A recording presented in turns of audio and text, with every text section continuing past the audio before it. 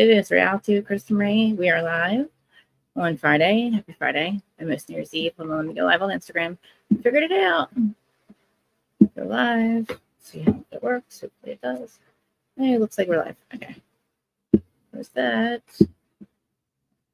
Back there.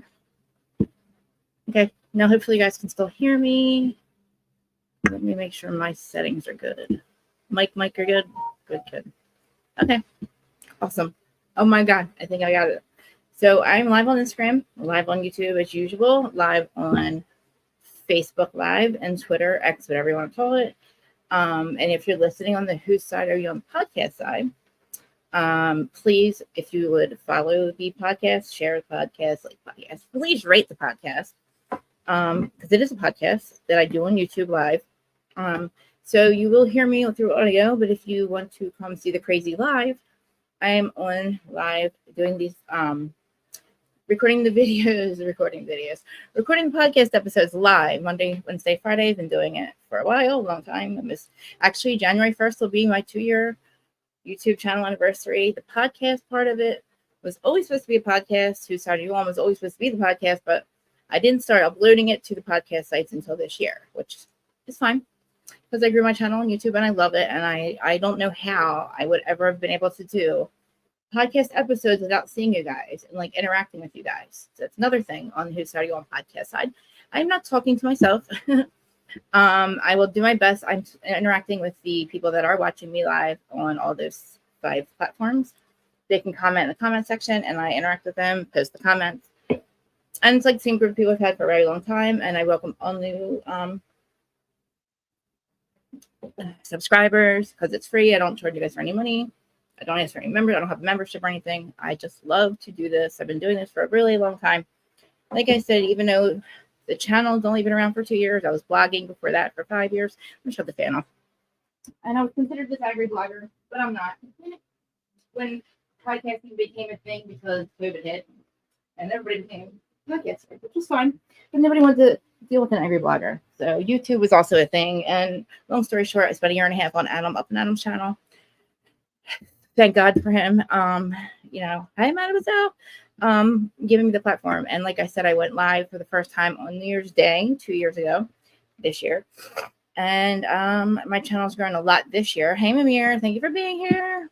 So I just need to thank everybody because just me getting my crap together this year, which meant I made the podcast a thing. I've been here every Monday, Wednesday, and Friday. I show up. You guys know when I'm going to be here. It's made such a huge difference. Not to mention my niece that just does all of my clips and all that crap and shares them on those sites that I'm too old to go on, like TikTok and all that. Like, I don't know all that stuff. And I know that's where a lot of you come from. That reminds me. Also, please hit the notification bell because hit the all because that is when you know I'll go live. I forget to say that, but please do. Also, please share this. Replay crew, please leave me comments. Love it. Try to be here if you can. It's so much fun. Hi, Mimir. Love you so much. Like I said, this is it'll be 2 years on New Year's Day. And actually, Ayeko, you guys remember her? She's you guys see her a lot in our chat and stuff. I tried to go live on New Year's Day. I think it was like New Year's 2 days after that. It didn't work. And she spent an entire 6 hours with me, talking me off the ledge and like figure out what I did wrong. But all that being said, I have been talking about Bravo for how many years now? Probably 13. But I was a blogger. Nobody knew that before that. I'm not going to say my name because that person does not exist. She was a bad witch. The bad witch of the West, my twin. Nicole. She does not exist. I'm here. But I appreciate you guys so much. Like I said, it's been 2 years. 3 years if you count Adam's channel. And I'm still here. You guys are still here. And it's growing, and I appreciate it. And I might monetize soon. That doesn't mean you have to pay me because I get paid by the sponsors and ads and stuff. So I'm not going to answer membership fees, but why not monetize? My numbers are good, But that's like housekeeping stuff that you guys don't need to hear about. So we are talking about Miami. Oh my God, guys. Give me 2 seconds. I'm telling you right now, it is the best franchise on TV right now. In Housewives, I'm not going to complain about. I don't hate that for Beverly Hills because I'm loving Beverly Hills. I'm also loving Salt Lake. I have not been able to say that in years. I have not been able to say that I love a franchise like I'm loving Miami. I even watched it 4 times. I know Mamira has it. I know. So in my live chat just said, I can't believe it's been 3 years. I know. It does not feel like it's been a year, even since last year. And I was giving up last year because my numbers were so bad. But it was me. I knew it was me. But I know it's crazy that this whole last year has been so fast. I am blown away by how long that it's New Year's again. But anyway, yeah. So I'm telling you, hey Shay. See, you guys are my lover. I love you guys, my lovers. I don't have a name for my people. You're just my people. I collect people. What do you want me to say now? You're my you really are. We're my starseed sisters. Like, we all find each other. And you know, like, if it's 100 people watching or 10 people watching, like, I appreciate you guys. And I know you can tell that I'm doing a lot better. That I've done a lot better this last year. But I appreciate you guys. Like I said, you're doing my hair. I wish you would come up. Shay, are you doing your hair for a reason? Are you actually, let me drop the call link while I think about it. Let me just tell you also, remember I talked about Southern Hospitality the other day? Fucking love it. Fucking love it. It is the new Vanderpump. I am not mad at Sandoval anymore. You can thank Southern Hospitality for that, because I am just happy again, because he didn't ruin it. This is the new Vanderpump. Larja, I was just going over to see. I was like, I'm going to try to hold on. I tried to start, but I was like, her chat will get done. I said, her live will get done. Maybe she'll come up. But yeah, I really believe that this is one of the best franchises. It's one of the best seasons we have had for Housewives. It can literally, Potomac can take a pause right now. I still have not gotten into RHONY. We're going to call it RHONY. We'll call it what it is. It's not a new RHONY. It's RHONY. It's not Legacy. It's RHONY. Let's just call it what it is. Bravo didn't always have to say. But we'll just I'm not going to watch it. I mean, I'm not. You guys can say whatever. But we're going to forget about that, because we have Salt Lake. I'm going to bring Large up. Oh, God. Let me make it. Oh, that's fair. Okay. Hi. Hi. Oh my goodness. Happy Friday. 2 days left to 2023, Starseed. What's good? It is crazy that this is like our last live of the year, but like, I cannot believe that a whole year has gone by already again. I know. It was like it always gets on like accelerated like the Yes. last 3 months. After Summer. what's that holiday with the costumes? After Halloween, it's all a Yeah. blur. It really kind of is. And like, I'm just like, oh my God, Christmas is over now. And now it's like, now New Year's is like, I just ended like a 2024 where like, we're all talking about 2024. I'm like, oh my God, it's 2023 is not over yet. But I'm Yeah. actually like thankful to say goodbye to it, because the first year was so rough because I had no direction and I didn't know what I was going to do with this. And it was like Uh-huh. swirling around me, and I Yeah. couldn't find like a door to pick, like I had all these doors to pick and I couldn't pick one. Yeah. Yeah. And then I did. And this last half of the year, as far as this is concerned, has been amazing. So, I made Awesome. a decision. But how are you? Did you watch Roni? I'm not Roni. Oh my God. Yeah, No.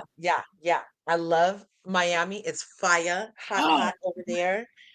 It was good. And So, yeah, so far so good. So far I'm good today. I'm good today. Thanks for yeah, having me up. I know. All right. Well, I got notes for Miami because I watched both episodes, and I watched it 4 times. Okay. Well, 2 times each episode. I Mm. watched the last two because I'm like, oh my God, there's nothing to cover Friday. What am I going to talk about? I did Southern Hospitality, and I'm like, oh, hello, I forgot the best franchise on right now. Uh, Yeah. so I was just glad that I'm glad that Oh, yeah, excellent, Mamere. Hi, Shay. Hi, Mamere. yeah, Everybody smash Krista's buttons on your way in, mademoiselle. yeah. Don't forget the like button and all that. And I actually think I'm live on Instagram. We're live on Instagram. Pretty sure we are. That is so tight. I know. I'm so excited. I don't have to do anything. I just had to hit like a couple buttons or something. I finally figured out. It's the fourth time now that I tried to do it. I finally got it. But all right. So let's talk about the croquet dinner with all the old rich white men, which was so annoying. Like the That's croquet. hilarious. It was funny. It was funny, but like I loved Kiki's. Was it Kiki's boob that popped out? Yeah, Kiki's boob popped out. Yes. I love her. Love her. I love her. I love her. But when I'm sitting at the table, and like first thing that annoys me is that they get an alert. Like I don't. Why you get? I know they probably get alerts from all of the publications, but really at a dinner, like that's the only alert you got, because I'd only heard your phone go off one time. Whoever, Right. think about it, right? Have you heard anybody else's phone going off at that time? No, no, just Why hers. yours? So like you just mean to tell me at that point in time, I don't think so. But whatever. It had to be said anyway. It all had to Right. be anyway. But the fact that like half of them didn't understand what Instacart was. And I'm like, I know they think it's just groceries, but I mean, but like you have to realize that $10,000, you know, she's just getting everything she needs. You got Target, you got every store in a 5 mile radius at your disposal with Instacart. So it's Uh-huh. it's good, but they have a point right now. Yeah, take what you can get from the dude. Do not drive that car because if this mf'er is going to accuse you of planting things in the vehicle, then don't drive his effing vehicles because fuck him. Stop giving him a reason. Stop handing him the gun to shoot you with, Lisa, because that's all she does. She hands him the gun to shoot her with every time. And that's why she Yeah. just stopped crying. She needs a fucking therapist, not a fucking boyfriend. And it's proof right there when he says, you don't check in with me. You know what I mean? You need to check in with me more. And Uh-huh. then she fucking, oh, I'm sorry, I'm cursing too much. Then she has an alert on her phone to do that, which is fine. But you call him and you tell him about it. Like, that's not what the hell he wanted. Like, I'm so annoyed with her. I am done with her. Like, I'm done with Lisa. She can stop crying. She's still crying about what Lenny's done to her. He's leaving me like trash. He's throwing me away like trash. That was a year and a half ago, Lisa. Like, yeah, actually, it was like 8 years ago that he threw you away like trash. And it's a shame because he really did. But the fact that she has a boyfriend now is like not cool. Like, this poor guy, he's so fucking good to her. Like, he's a saint. He literally did that dinner so he could tell her that she needs to step it up. Like, you know what I mean? Like, he did all that to make her feel, you know what I mean? And you know that it, like, I don't think that she would have taken it any like better. I don't think she would have taken it that well if he would have just came out and said, "Hey, we need to have a talk. Like, you are so worried about yourself that you never check in on my feelings." Like, Mm-hmm. you know. Mm-hmm. But Yeah, and like he kind of yeah, looked like he looked a little hesitant to even mention that. Like he was kind of like, is it scared, okay that I'm saying this? Like, scared of yeah, her he's like, yeah, like I emotions. would just like you to check in with me more. And her head literally did like a really? She I was looks like, oh, and then for it to be exactly like, I'm like, is Lisa evolving, you guys? Like, that was exactly, oh, I have to get no, content. Oh, and not no, really paying, not reading the cues of like his body right. language. You know what I mean? She just seems really into herself.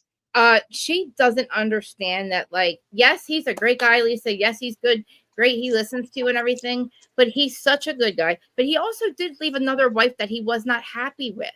So if Right, he's not happy, he's going to leave. right. And he might be putting up, like, I feel like he's just doing it for now because God forbid he does it now. She's gonna have a nervous breakdown, break Hmm. up with her. Just say Hmm. he does. But And it's good for his image. I mean, he's on a reality show. He right lives in Adriana's old house. He's getting lots of camera time. We don't know exactly what he does, but he's having fun. now, what do you think about? So I don't like they. I agree. She also needs to have her own vehicle. Do you agree she should buy her own vehicle or she should do Yeah, something? like this is weird. Yeah, Look, right? I don't know if in divorces you should be looking for the most expensive penthouse. Yeah, You should be spending $10,000 a yeah, month on Instacart. You should be doing all of this, and you still don't even have a freaking car. right. And you got balls to clown your fucking maid, which I hate.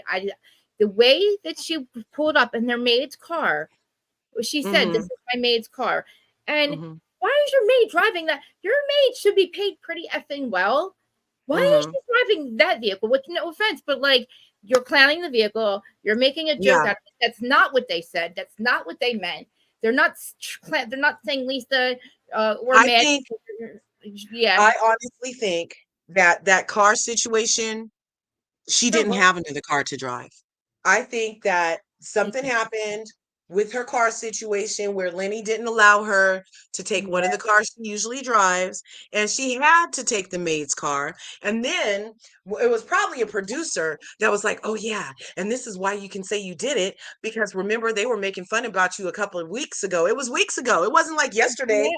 that Right. they had told her about the car. That trip Well, that was a fiasco was weeks ago." Which right. is why Nicole was having, or at least a week ago, which is why Nicole was having this Mamacita party to make up for all the tension on the trip when they mentioned her car. Yeah. So it wasn't it wasn't on purpose. She's never been that smart. Has she ever done a joke like She. this before? They've Uh, said a lot of stuff about Lisa. Has she they ever really done did. You know what? Has they ever done it? Has she ever participated in a joke on herself like this before? No, that was out of necessity. She didn't Yeah. have another car to drive, and she just made it be like, oh, this is the kind of car they want to see me in, to try to be in control of the situation she was out of control. And that's what I think personally. I don't know. I I don't mean, know. listen, like she could have just did said that. Like I just didn't like her. Just I don't know. Like just she couldn't even said the lady's name. She didn't even have to say her maid. She could have said she Right, got it from a friend. She didn't even have. So right, even though it's a whole lie, no matter what the lie is, you save face. Don't clown your maid's car, or just make it a make it a part of your right, storyline because it's not as nice as everybody else's vehicle. And you probably should. You don't even have a vehicle. That woman has a vehicle. At least she has a vehicle. right. You don't even have a fucking vehicle. So And then you don't she even know how said to that get it was it. because that's the kind of Right. car they want her in. I know, but like They still, wasn't even going to see her pull up. but like When do they exactly. ever see each other's cars when they pull up? Hardly ever. Did you hear it even come up? I don't remember talking No, about it after that. I'm we would probably have sure no, worse because we than started talking about Anna. That's because Anna was the subject. But oh yeah, Jesus Christ. I'll get to that fucking shit. I don't like her at all. But they all have a point. I don't like how they made Julia the person to talk to her because even though she effed it up, she's the nicest one. She is. And hmm, she's the one who least wants to get involved. But she said a lot of shit that was real and right. Yeah, car shaming. I mean, it's not a thing. car shaming. I'm saying she was car shaming. I'm just saying. You can car shame me. I mean, I don't have a vehicle either. I'm just saying. My husband does. I don't. But I also don't have a license. But and then Alexis, like, her boyfriend should lease. Somebody said at least her boyfriend should buy or lease her a car. I think Kiki said it. She's like $299. He doesn't have to. Why did he have to lease her a car? Why can't she lease her own car? She's the one on a reality show making $900,000 a season. Is she not able to buy a fucking car? Like, I'm confused. Like, she should at least have a lump sum of money to buy anything. Think about it. You live in California. You could probably get a nice vehicle for 10, 15, maybe 20,000. I'm sure she has that. They're all, even the ones that are completely salvaged with a red tag Yeah. and like 10 years old, are selling starting at about 14,000 out here, you guys. It's crazy. I mean, It's still though, crazy. like she could get a vehicle of her own. Yeah, well, if you could spend $10,000 on Instacart, you could get a car. Yeah. You have somebody deliver your ass a car. Say, hey, Gormley. So we have cars. Yeah, you take Instacart. like But I don't know. And then Alexis is like, I went for my dad buying me a car, to my husband buying me a car, to Herman buying me a car. It's like Alexis, but they all had great points. I mean, they really did. We have a Olympic lip over there. She said it, but see, Larsa did talk to her. Larsa has said to her, "You need to stop spending the money. You cannot live like this. You obviously can't afford it. So, like I did you see my thumbnail? Because we still have the confessional. We still have Yeah. Marisol fucking Statue of Liberty confessional. I can't deal with it any longer. But is that the red one? The white, which she's on my thumbnail. Oh, She yeah, made. yeah, yeah. No, I love this red Marisol confessional. The red Yes, one. they have. Oh my Yes. god! I was like, I swear, the like confessional gods heard me because I was going crazy with every goddamn franchise in their confessionals because they're not ugly women, especially Karen. Right. Especially Karen. Like, thank God her confessional looks hot. I was like, oh, she got a new one, the black slick, like Oh, yeah, she's gonna I'm look not so covering it, good. but I'm watching it. She has this like black slick, like sexy. I'm telling you, she has gone down like her age. She might be triple 20s, but she looks like she's in her 40s. So does goddamn Luann Countess. I'm not watching it, but Luann I've seen like over the years and her like body. Those two women in their 60s. Oh, Luann has body, yada, What? yada, yada, yada, yada, yada. Yeah, Yep. she's got a body and it's like real. I'm like, wow. I hope I'll just I lucky to still have the same. I got to gain some weight, but I had the same shape I did in high school. I hope it stays that way. But like, I hope it stays that way. I hope I look like that when I'm 60. But anyway, they have a point. Like, she honestly, the whole scene with Lenny screaming in her face, and then the mother-in-law and the cops, and Yeah. that should not be normal. That kid should not be able to go to sleep after that. Like, that's not Uh-huh. normal. That seems like they're normalized to the Kim Zolciak type toxic horseshit, where the kids Uh-huh. are actually calling the police. Right. Like, it's not normal, and like I don't understand. I know what they were. I mean, Julia said it. Julia's right, but like I don't know about saying it right there. And the fact that they were kind of like starting to then really like make a deposition. It sounded like they were doing Lenny's job for them. Like it was like, so you spent this much on Instacart? Well, is he helping you financially? Like, I'm like, guys, like, like everybody's confession was like, back up, reverse, like, stop. Because once they got, I know I skipped the whole thing, but like just the whole dinner that just was not cool. And I don't know. I just felt really bad for her. But then again, it's like, they're so right, because I don't know. I haven't looked up her perfume yet. Do we know if it became anything?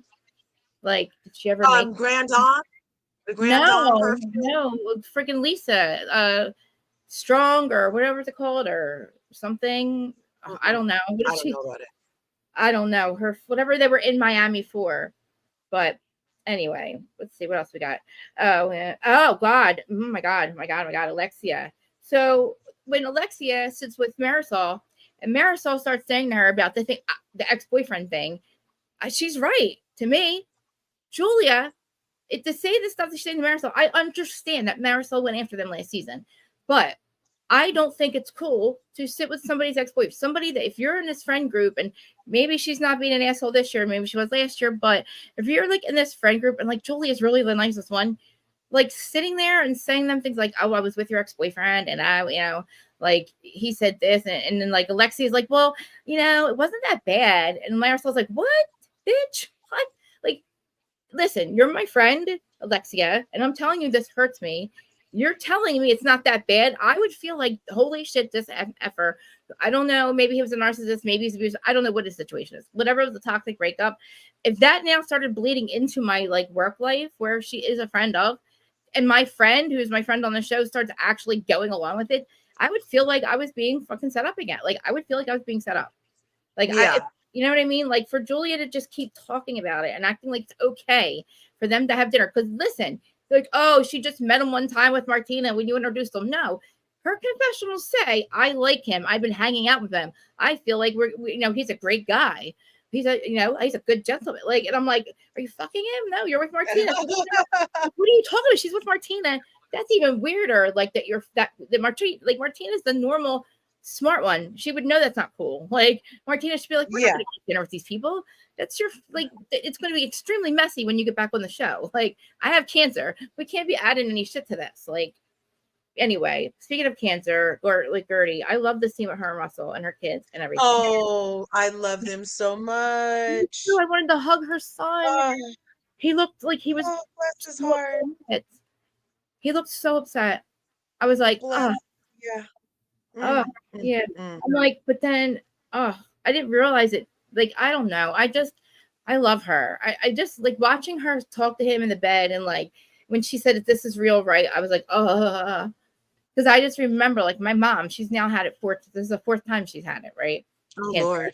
Yeah, like, and I remember like so many times like saying that, like, and I remember being that little kid. Like I was in my 20s. It was 2007 the first time, and I did not handle it right. Like I didn't handle it right the first time, and 10 years later didn't handle it right that time. Like it breaks me, so like but like I don't know, he's so young, and like I don't know, like, and to think like your mom has cancer, like all of what we've been scared to believe about it, that breast cancer kills, and like, thank God she's okay and she's good, but like I didn't realize that was the first time that she was going to talk to them about it, but Right. but it was good though. I liked it, and yeah. So what do you Nicole and her dad's lunch. Oh, I love Nicole's dad. I loved last year when they made up. And I'm sad that he rest in peace. I'm sad that he's dead. How did he pass? Do we know how he passed? Oh no, I don't know. I just know that they had announced it. Yeah. What did you think about she's pregnant. Nicole just did a pregnancy announcement. Oh wow, maybe on her Instagram. Know what I believe? I believe that her child's probably gonna be like her dad reincarnated. That's what I think. I think her dad's gonna come as her child. I believe it. Look, I should get to school. I felt like at that lunch that he knew he was sick or something. The way he was I acting was so He was odd. acting really weird, right? That's what I'm saying. Like he was either I thought he was on drugs or something. And then when I found that he passed away, I feel like he found out he was dying because I don't know, it had to be shortly after that, right? And Yeah. I'm trying to figure out how he passed away, but like it just seemed very odd the way he was talking to her, the way he was just being so rude. And like just different and getting up going to the bathroom. And when she said prostate, then I'm like, oh, maybe he had prostate cancer, or why was he going to the bathroom? Was he doing drugs? Like what? I don't know. And then I found it weird that the mom talks to him, and I must have forgotten something about last season because I didn't realize the mom and him talk as much as they do, and that Nicole was the only one not talking to him. And then to announce to her that you have more kids, tell her that I don't know, maybe his girlfriend is pregnant or something, maybe. Like Uh-huh. I don't know, like is his girlfriend pregnant? Is that why he said I'm having 2 kids? And then like he's telling her all this news all of a sudden, like I didn't think of like, oh wow, like and now he's passed away.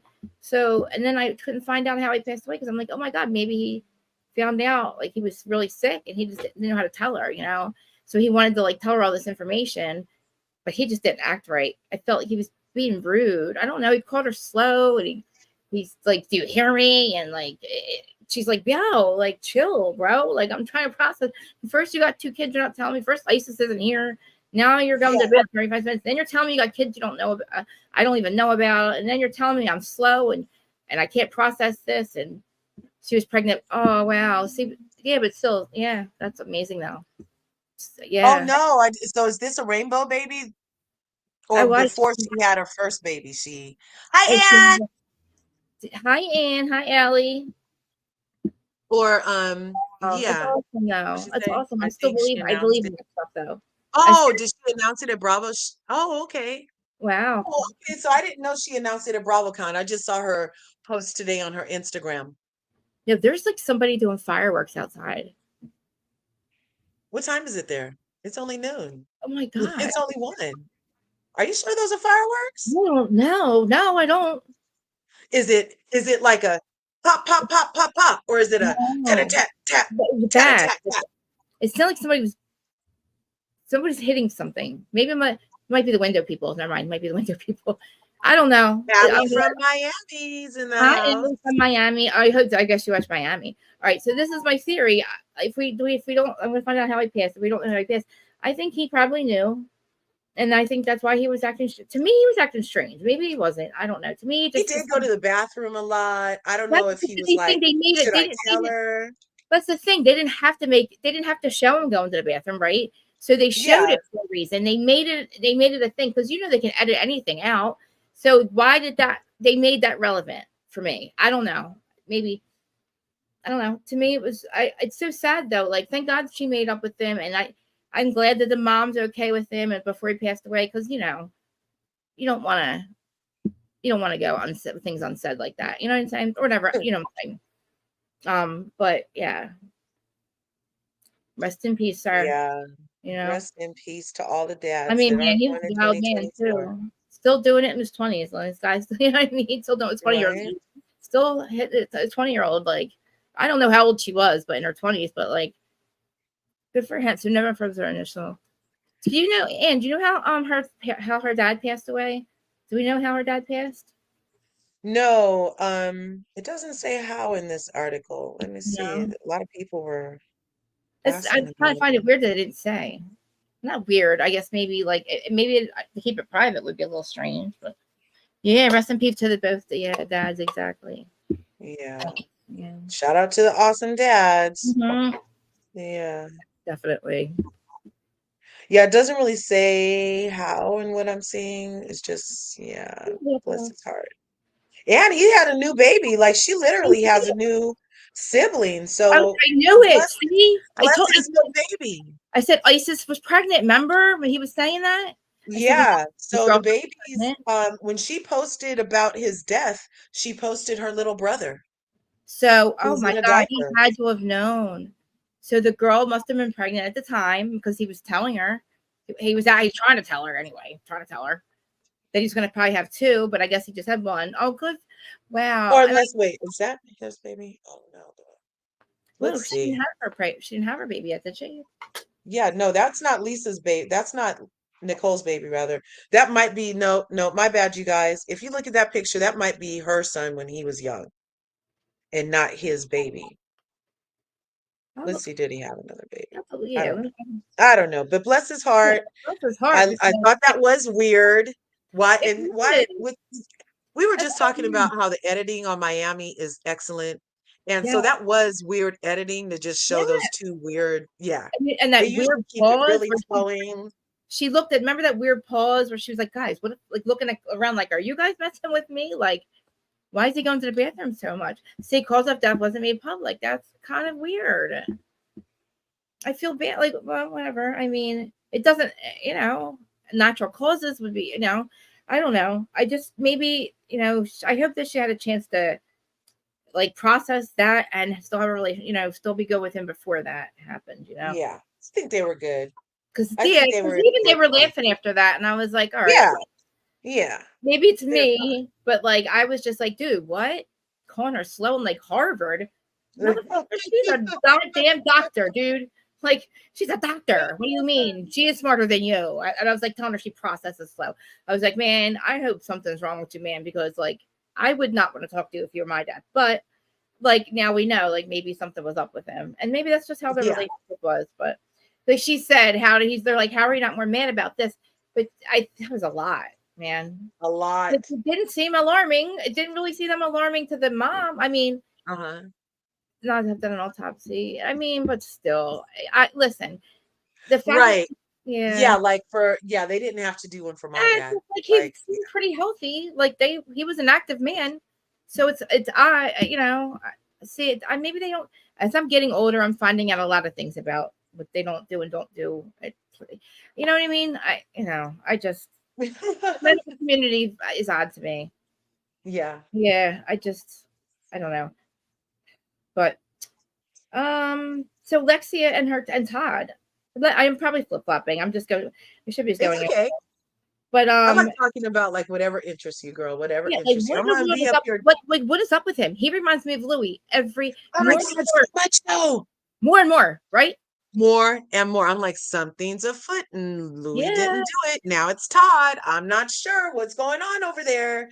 But that weird smile he had, I think yeah. Adriana might have been right about the money problems, but I feel like it was very malicious the way she brought it up Oh, because it she's a wasn't like bitch. already in the tabloids, like with Kyle's thing. This is I a whole separate am thing. But yeah, he very seemed like he was trying to be happy. cool on camera. He seemed like he was trying to be too cool about it. Oh yeah, whatever number you want, just go pick whatever you want. Well, dude, if you knew the man was still in Again, the house, and again, how does she not know what the budget is? You're telling me now again, Alexia, you have shut your eyes to another fucking money situation where you don't understand what is going on in your financial. How do you not know what your freaking budget is? That was nuts. I'm like, did you hear her? She's like, what's my budget? What's my budget? Like, we shouldn't have to downsize, like we're accustomed to a certain lifestyle. But I get it with Frankie. I get that part.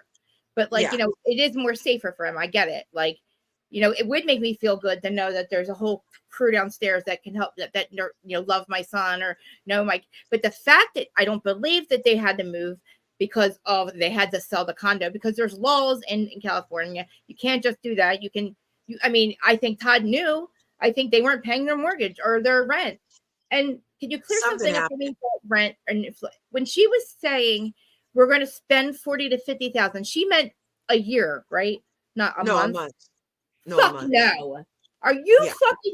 Are you kidding me? 40 or yeah, $50,000 a month? A yeah. month? I don't think that was a year because look, the rents in Miami are hella high. Um, What? that had That to is be a not month even normal. That is not normal people living. It's not even rich people. That's not because even rich people. she wants us to believe that the What? rent in the apartment she was in currently with Frankie is only $4,100 a month. Is that what she's saying? Is that what she's saying? Well, for it No, to be 50, if it's $50,000 a year, that's 50, 50. $4,100 a month. But if it's That's what I'm saying. $50,000 a month, That's what I'm saying. But then 5,000 a month is more. But that sounds too low, doesn't it? yeah, that sounds way That low. sounds too Like low. that sounds like, why are you even stressing? Uh, You know? Exactly. And then why are you stressing though? If you have that kind of money, you should be able to find a place, honey. There should be no problem finding a place. You should not be stressed out. If you've been spending that much a month, then you shouldn't have a problem. And who in the fuck spends that on rent? I'm so I don't know. Why can't they buy a house? Why isn't he buying a house? Something's wrong with him. He's in finance. I don't care if it's commercial. I did mortgages. Mhm. I know you can do commercial and residential in the same goddamn building. Sir, why have you not bought a house? Yeah, so I just asked Google, how much Yeah, is Alexia's rent? yeah. And it does the quote from 2 days ago. Todd is very realistic. He does know real estate, and he knows that we're going to be spending anywhere between 40 and 50 for our new rental. But that a month, or I guess she mean a Well, month. I asked it about rent.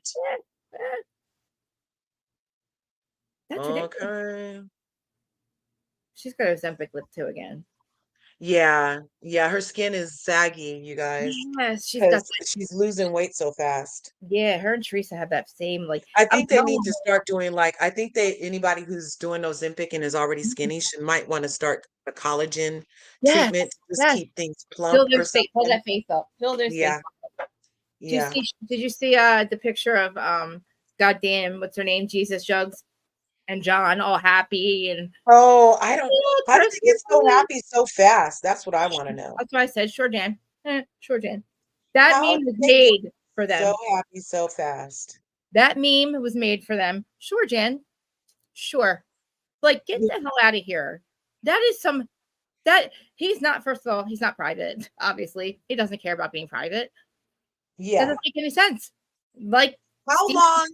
And Hmm? then look, if he was literally with Shannon until she crashed the car, Yeah.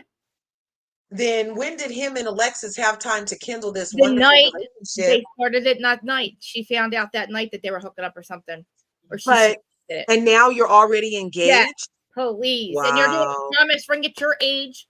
You promise Well, what? You promise to be I together. heard that she did. I heard that John said he didn't buy Shannon's promise ring. No, That he didn't even promise it $16,000. because he never promised her anything, Uh-huh. right? Huh. I don't hey, he hardly He never said much promised on her the anything. show. Listen, they didn't have they didn't have a goddamn relationship. It was only private because Shannon acted like they were boyfriend and girlfriend, and she would think she would look stupid to him because he Yeah. was probably saying, "We're not boyfriend and girlfriend. Why are you making this a relationship? We're just screwing." Like they never moved in together, so you're having sleepovers. So yeah, you're going to the bar with Taylor and her drunk husband every night at 5 o'clock.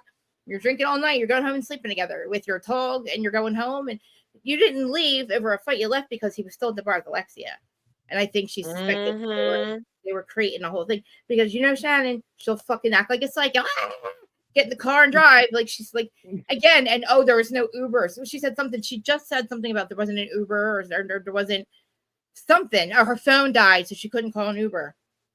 Yeah. Fucking go use a phone. Go use somebody's phone. I'm drunk. I cannot drive.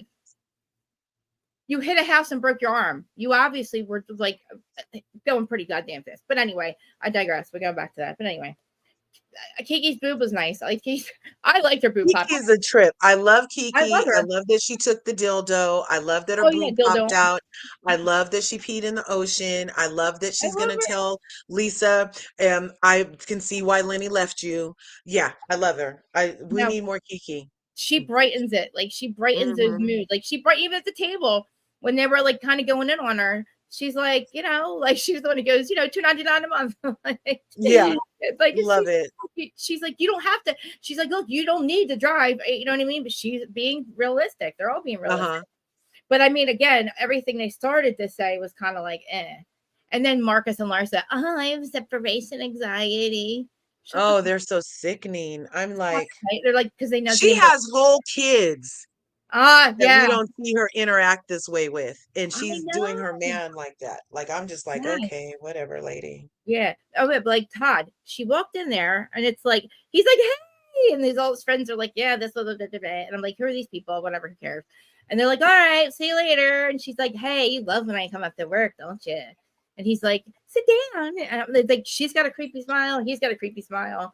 And she's there because she's hella nervous about what the fuck was going on. But he Yeah. seems like Louis, like he's not going to tell her no matter what. There's obviously Mhm. she has no fucking clue what's going on in her life, if she doesn't even know how much she can spend a month on rent. You know what I'm saying? I just find it like fucking weird. Like you literally just got yourself out of it. He's the one who literally pulled you out of the situation with Herman and said, "Hey, I used to the right well, and then like the white knight and take over." Now she's effing stuck because again, she's driving the cars that they brought. I don't know. Maybe he's okay if he still literally has a building that he's working in. Yeah, see setups. See, maybe it's a setup. That's what I'm saying. Like, who are those guys? Yes. Oh my God. It was Right? so It's like this pathetic the big way they were all window sitting in there. Oh my gosh. corner They weren't even thing, you got a corner thing going on. It looked yeah, empty as hell, didn't it? When those guys left, that so was empty. empty. It looked like the meeting, it looked like the last meeting. Yes, the Last Supper. They weren't even talking about business. Yeah, his one. Da, da, da. And I was like, they're probably some dude that's not even like investing anymore. They're probably stopping by to say, but something's up because, like, listen, if it is really the economy and he's a commercial real estate a broker, or whatever. We just talked about. I was talking to a person that does mortgages in Jersey, and he's like, we literally are just at the end of another type of recession. Like, he's like, it was really bad. He's like, people were not buying houses and stuff. And he's like, it probably was really bad for commercial and residential. But I don't know like why she makes so much money. So I don't know why they're even in this position because where's her money going if she can't $40,000 she afford it? a month rent. She can That's afford. where her money going. But I mean, $40,000 a that's month. ridiculous. That is not even. Listen, that is that's like 3% of what like Sutton gets a month from her ex-husband. Think Mhm. about it. That's like up there in weird ass money to spend. Like that's just I don't know. Maybe I'm just Yeah, not living. that's an uncomfortable like for me I might be not personally, like living if in I the real want world anymore. look, Listen, I I don't would have love any. I'm looking forward to the day when I'm Listen, like, okay, $40,000 a month, no problem. no, $100,000 a because month, no problem. I no, want a day like that. But you in do the meantime, it seems excessive when you seem so worried about having to find right, another place. right. You should not be worried if that's the kind of money you have. Right. Exactly. You should be What's able to the go worry? some. You can find something for What's the 20,000, worry? honey. Mhm. And listen, Mhm. you have enough money. I don't get it. She also has her paycheck from Herman. I know from Herman's estate. But Yep. maybe when she married Todd, she might have not gotten that after that. I don't Mhm. know. She makes. Listen, I know they make good money on that show. I know this Yeah, season because they got it's a a good lot more money. franchise. It is one of the number. I'm telling you, it's one of the most watched ones too right now in real time. It's got the highest numbers Mhm. right now. Know who has the lowest numbers? Roni. I'm calling it Roni because it's Roni. Don't call Yeah. it. Well, I can Um, see why. yeah, yeah. I mean, hello. It's Rooney. It's you took it away, you took us away, gave us away, and then you gave it back. You took us and then you gave it. Like, oh yeah, we'll do the right thing. We're getting off TV. We're gonna get the fucking race. We're gonna get her off TV, and then we're just gonna throw her back in there. Yeah. Here you go. Oh my gosh, I was so disappointed Like in Bravo what? for that. But in true Bravo fashion, they Yeah, love harboring criminals and would-be racists. yeah, sure, yeah. They love it. That don't want to change. They That don't hate want to. Yeah, You know how she they have sanctuary cities for immigrants? Yep, Bravo's that for freaking criminals and racists allegedly. allegedly. Yeah, we got the banner up. Mhm. Mhm. Um, yeah, I feel like, and then I really do feel like something's happening with Alexia. I think he and his business, his quirky, weird smile, like more and more, he's turning into Louis. Because remember, Yeah, he's the White Knight, and guess what? yeah. I really believe that Louis was the White Knight. Almost. I knew he was a little effed up, but everybody in Jersey's effed up. So I had to give him a little bit of grace because we're all nuts. Uh-huh. Like he's I got a 10 o'clock, Krista. I you gotta know, go. I'll try to come back. I love you. oh, Happy New Year, everybody. I love Be you. awesome. And maybe you'll be back. Maybe you'll still be up here, but I gotta go to this business meeting real I quick. probably will. Love you guys. Everybody be Will. awesome. Smash her buttons. Ring her bell. Yeah, same thing with Larja. Her information is always in my things. But yeah, thank you, Larja. But yeah, she only brought pictures. Yeah, I mean, that's a lot of money, and she probably does pay for Peters. Peters, which is fine. Maybe he doesn't. Maybe he pays for his stuff. But like, um, did you guys think that Adriana really saw to? I don't know the alligator thing. I thought that was hysterical, and I would if I thought I saw two gator eyes, I would jump up and scream too. But then I don't like how they're like saying that the ketamine's doing it. Like, oh, we like you high on ketamine. She's not high on ketamine. She gets ketamine infusions, and I find it strange that they did it on camera because that's a big place. You go to some, she was in a weird place, okay?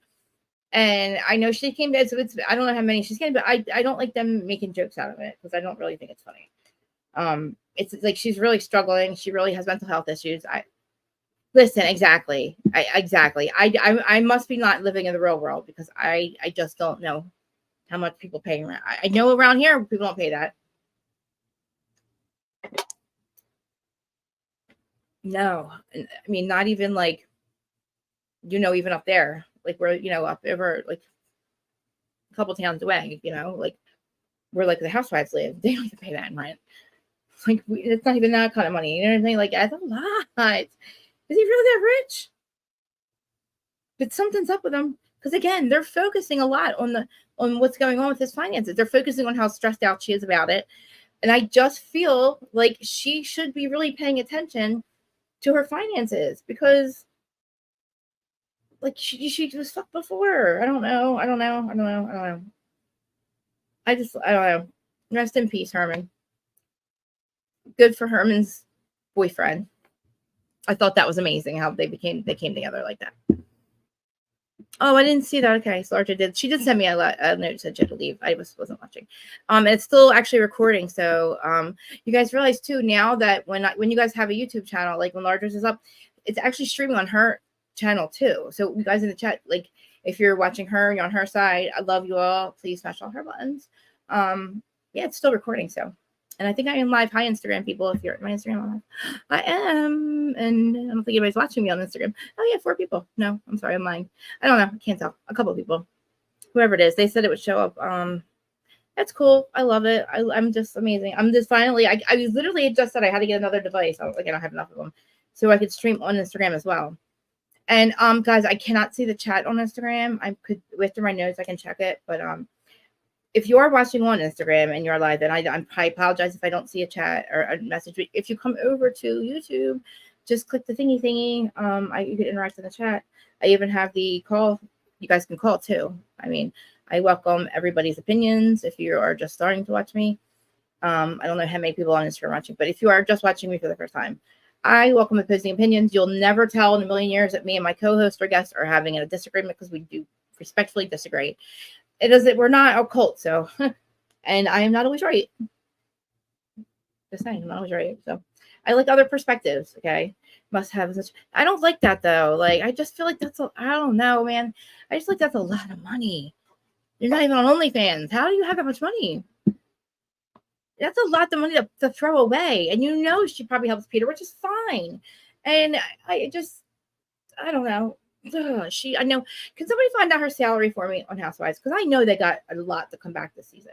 Because they live. They are really that franchise. Even when they are like talking shit on each other, like when somebody needs somebody, like they all do. They legitimately rally around each other. Now I find it odd that Julia and Adriana are acting so shady. I mean, we got Julia talking to the ex-boyfriend. We got we're gonna get to the Anna part. Okay, we're gonna get to the Anna part. I'm getting there. But I don't also the thing with Alexis and Julia. What did Alexis mean? Well, I know with Julia, I thought that Alexia meant when she said, I have to ask Todd to room with her. Do you really believe that what she thought was what she thought? Like, do you think that? Because she looked uncomfortable. I don't know what else she would have meant by that. I'm glad that Julia let it go because I guess, it's not really something you want to keep pushing. Because, I mean, I don't know really what Alexia meant, but it just didn't come out right. It didn't look right when she said it. And I kind of don't understand what context it could have ever been. What other context could it have been? And she's not a thief. Like, why would you have to room or ask his permission to room with somebody female? I mean, she's not a male. I don't get it. She's not a predator. I don't get it. So they're not, and it's not like he fights with Julia. Alexia makes 55 grand an episode. Oh my God, is that a lot? Do that times 18. That's the average season. So she makes an episode. So she can basically pay 18 weeks of rent, and that's it. That's all she affords is 18 weeks of rent. That's weird. That she, wow. So yeah, how much is that an episode? I mean, so I know that like Erica gets 900 a season. 55. I can't add. I went to West Stafford. Ooh, sorry. We go to Stafford. Anyway, so we get to Marcus. Okay, Marcus, and I guess there's not much really to say about them two, like Marcus and what's her face. Marcus and Larsa. She's got a Ozempic lip. I call it Ozempic lip because something's up with them and their lips. All of a sudden, all these women, and I get my lips done too. I get injectables. Do I look like I have my lips are overinflated? I mean, do I look like Larsa? I mean, I've gained weight, but I definitely don't have a Ozempic lip. I like to wear lipstick. I used to overline my lips because I don't have a top lip. I had no choice but to get it done. You know, because I had no choice but to just. I was sitting here on Adam's channel going like this every day, pulling my face back and like. But now it's all done. But yeah, it's my favorite lip gloss, by the way. My favorite lip gloss ever in the world. I'm not gonna tell you who makes it because you'll judge me. Just know, and it's fucking amazing. And I will buy it, and I reckon I find it in clearance. Yeah. That's watermelon soda, by the way. I feel so bad drinking. I know. People have financial. I don't see. It's tacky and mean. That is very tacky and mean. It's extremely tacky and mean. It's very tacky and mean also for Nicole to invite Anna. And Nicole's a bad fucking actor because that was a setup. That was a setup. I listen. What do you guys think? I believe that was a setup. There's no way that Adriana did not blab about the way that did not blab about Anna and Alexia getting in an argument, not talking any longer. Because listen, even if the stuff is about Marisol, we just found out that Anna and Alexia are not speaking any longer. So why, Nicole, are you now being messy, Miss Messy Boots? You know what I'm saying? Like, it's crazy to me, but I'm skipping around. But I watched the episodes like 4 times. I love it. But Lenny, yeah, Lisa, I'm going to go back to her and Lenny. I really believe that she was forced to leave the house. She should have left a long time ago. It is not good for her mental health to have her mother-in-law abuse her like that and take the kids and grab the kids and they're fighting over the kids in the hallway and the cops are being called. Like, listen, he's not a good dude. Like the way that when they show those episodes back where he was like dismissing her, we saw that and we're like, oh my God, does she not realize what's happening? Did Lisa not realize? Because Lisa's acting like he's just left her. She needs a therapist, not a fucking boyfriend. I'm sorry, Jody, if you love her. I hope that she has realized that this is not good. If this is how you are still acting about it, Lisa, I don't care if you're just in the thick of it. What did you think was going to happen when you're not going to fucking settle with the man? When you're fighting the prenup? Did you think he was going to make it easy on you? No. And to be honest, the fact that the cops are being called and you're okay with it does make me think maybe there is some issues with you and your parenting. I'm not saying they need to be taken away from her, but something needs to be said to her and him that this is not healthy. Same thing with Kim and Troy. Oh, you guys are leaving. Why is everybody leaving me? Anyway, but that's how I feel about that. What they all said to her is absolutely right. The night that the cops were called, I would just have stayed with my kids.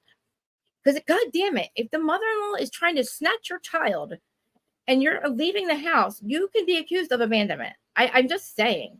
And Adrian was so tacky about it. Because she's saying it on camera. And that's why Julia's like, thank God you can do confessionals. Because it's very intrusive. That's very intrusive. And so is her. And so is Julia talking to Marisol's ex-boyfriend. They're both in on it. Like, I'm not, like, Julia's not as innocent as I think she is. Like, she's also going and talking to ex-boyfriends and stuff. And you got this one. And I know that they screwed with them last season. But I don't feel like going back and doing these harmful, toxic things and bringing these toxic people back is making anything better. What it's doing is creating a toxic work environment. And we're going to have a toxic cast that doesn't want to fucking work together. Yeah. Yes. Exactly. Lenny. And yeah, I get it. Lenny and Lisa. I know. And Nicole, you are being messy. You were literally in on this mess because you were not. That was a dinner, a Mother's Day brunch for Lisa to make up for what the shit that Lenny's done to her, and you make it about Anna probably going to like call out Lisa. I believe that was going to happen. I believe that Anna was going to be there, and they were going to go in on Marisol and go in on Lisa. I mean, I'm going on Alexia about her and Todd. That's what I believe. I believe it, and I'm so glad that Marisol left before Anna even got there, because Nicole's a bad actress. There is no way that she was not stupid. And you know, Alexia, obviously we know Adriana knows that Alexia and are not friends any longer. So Nicole to act like she doesn't understand. Were you not watching the show? Did you not see what happened? I even know what happened with that girl, and I don't care what she's a witch or not a witch. That doesn't mean anything to me. If you want me dead and you're sitting there saying that I look like a rotting corpse, screw you. Goodbye. You are. Oh, I'm not there. I'm not here for Anna. I'm just not. I just feel like because I'm so enjoying this season. I don't want this to turn into Jersey. I do not want this to turn into Real Housewives of Jersey, where it's just so toxic that you force these people. Same thing with like Salt Lake right now. You're forcing people to be together. So you got to make up dinners for them to go to, where they get drunk and play a stupid Housewives game, where you're like, whose husband would you kick off the truck first, or like, let's play Marry Kill Fuck It or whatever it is with each other's husbands. Like, come on, Bravo. We know what you're doing, but I mean, if that's what you have to do, because they're now either scripted because they're just starting. So they're reading the handbook and they're pulling all out the stops, or you're coming in thirsty like Neka, or you're coming in thirsty like the other one. There's a bunch of other ones coming in, right? You know what I'm saying?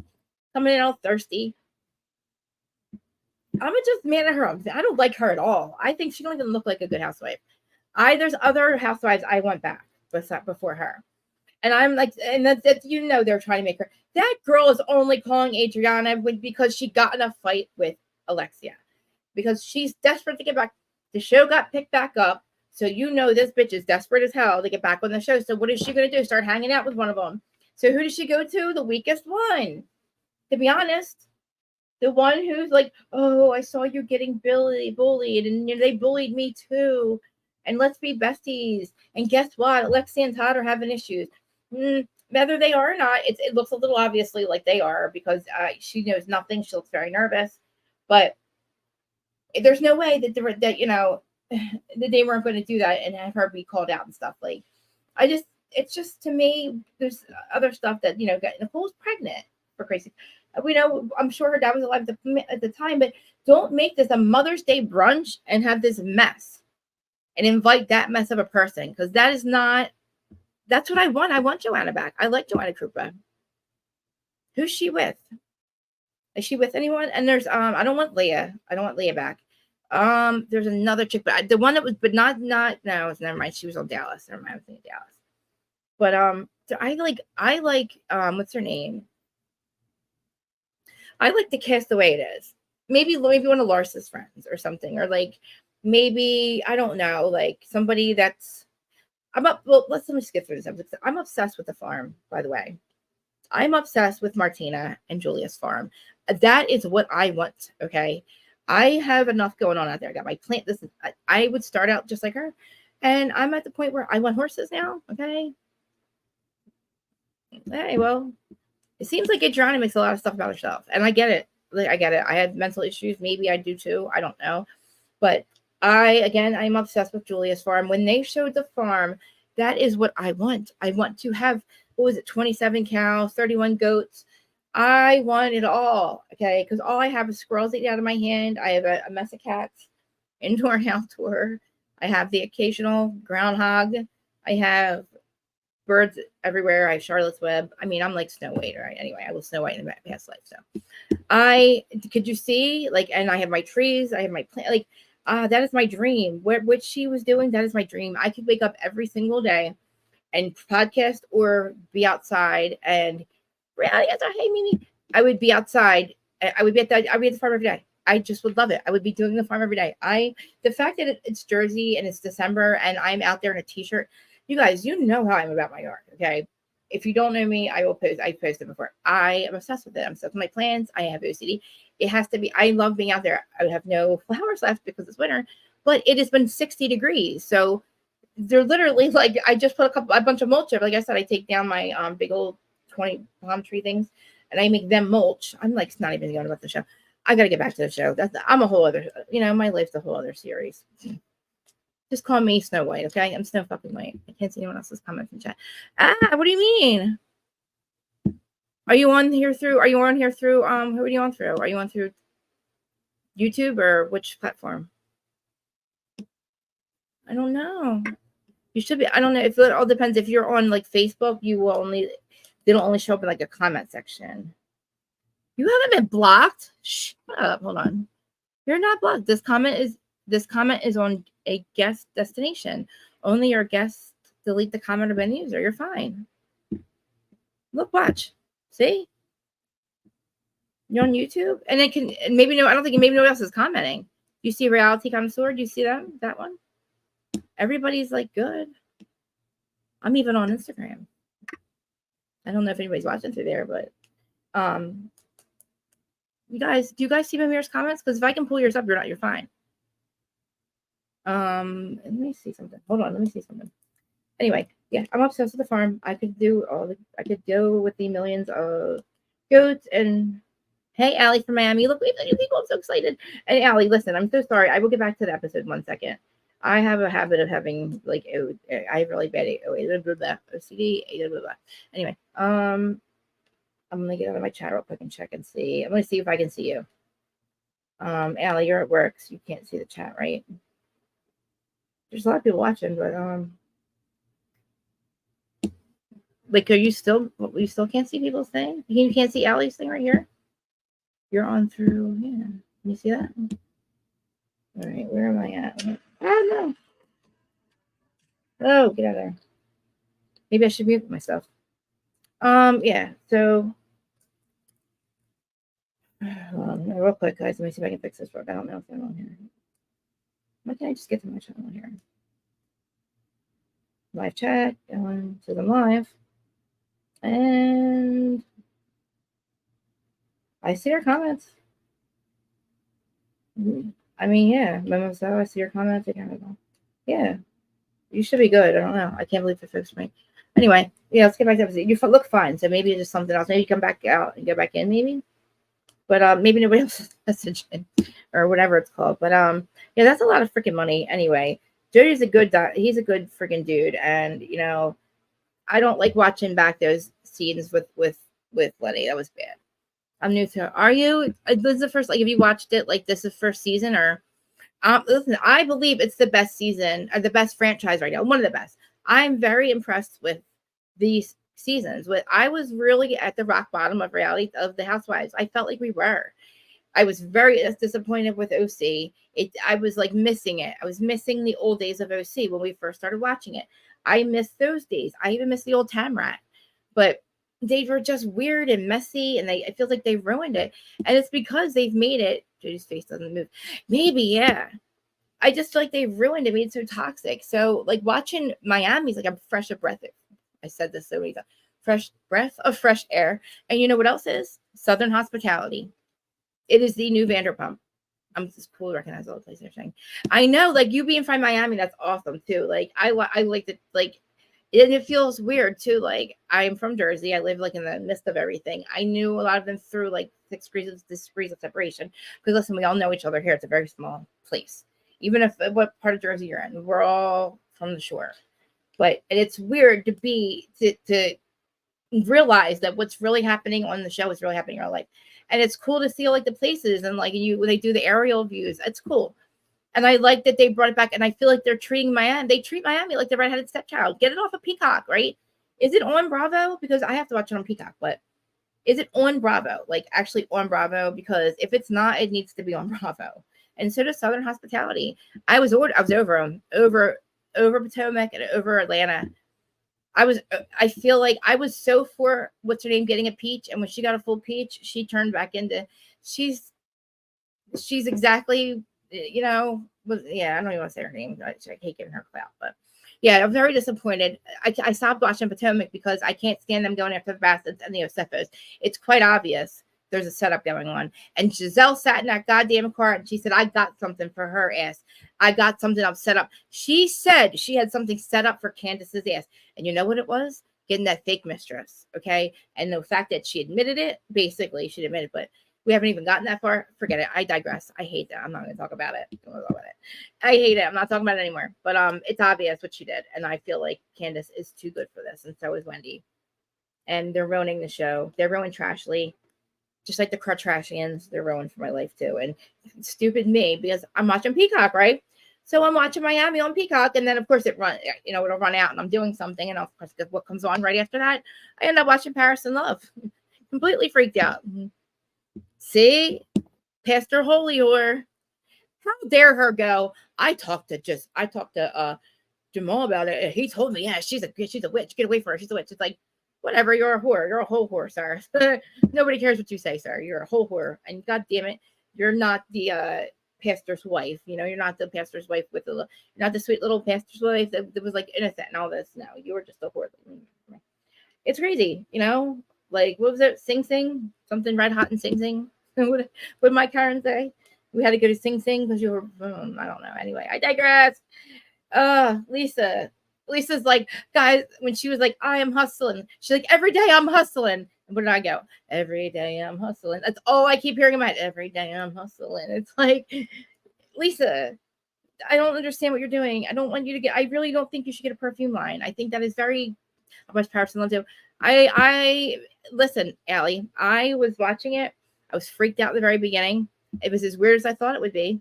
And then towards the end, I was like, oh my God, they embrace the weirdness. They admit that they're weird. It was strange that you randomly pull this, I'm going to have a kid in 48 hours. And then you bring a random baby in to meet your mom. And you're like, here's my kid. And the mom's like, oh, okay. And I'm like, this is not real life. Like, you didn't just bring a random kid in there. And your mom's like, oh, that's your kid. Oh, it's my grandkid. That's so strange. And Nikki knows it. But she's married to a Rothschild, so what the fuck? That's even worse. That's why I couldn't watch it. I was like, I know. I can't unknow what I know about those people. I don't care how far the bloodline goes. They're just like the guy that killed his wife and his kid in that case that we watched all last year, Murdochs. The Murdochs, that's who the Rothschilds are. They're like the Murdochs. You know what I mean? They have they are vicious people, and all they care about is money. And I'm pretty sure they're just handing out random babies to people. Is he a good pastor? I mean, look, I have a lot. Look, I could be a pastor too, and I have a lot in my past.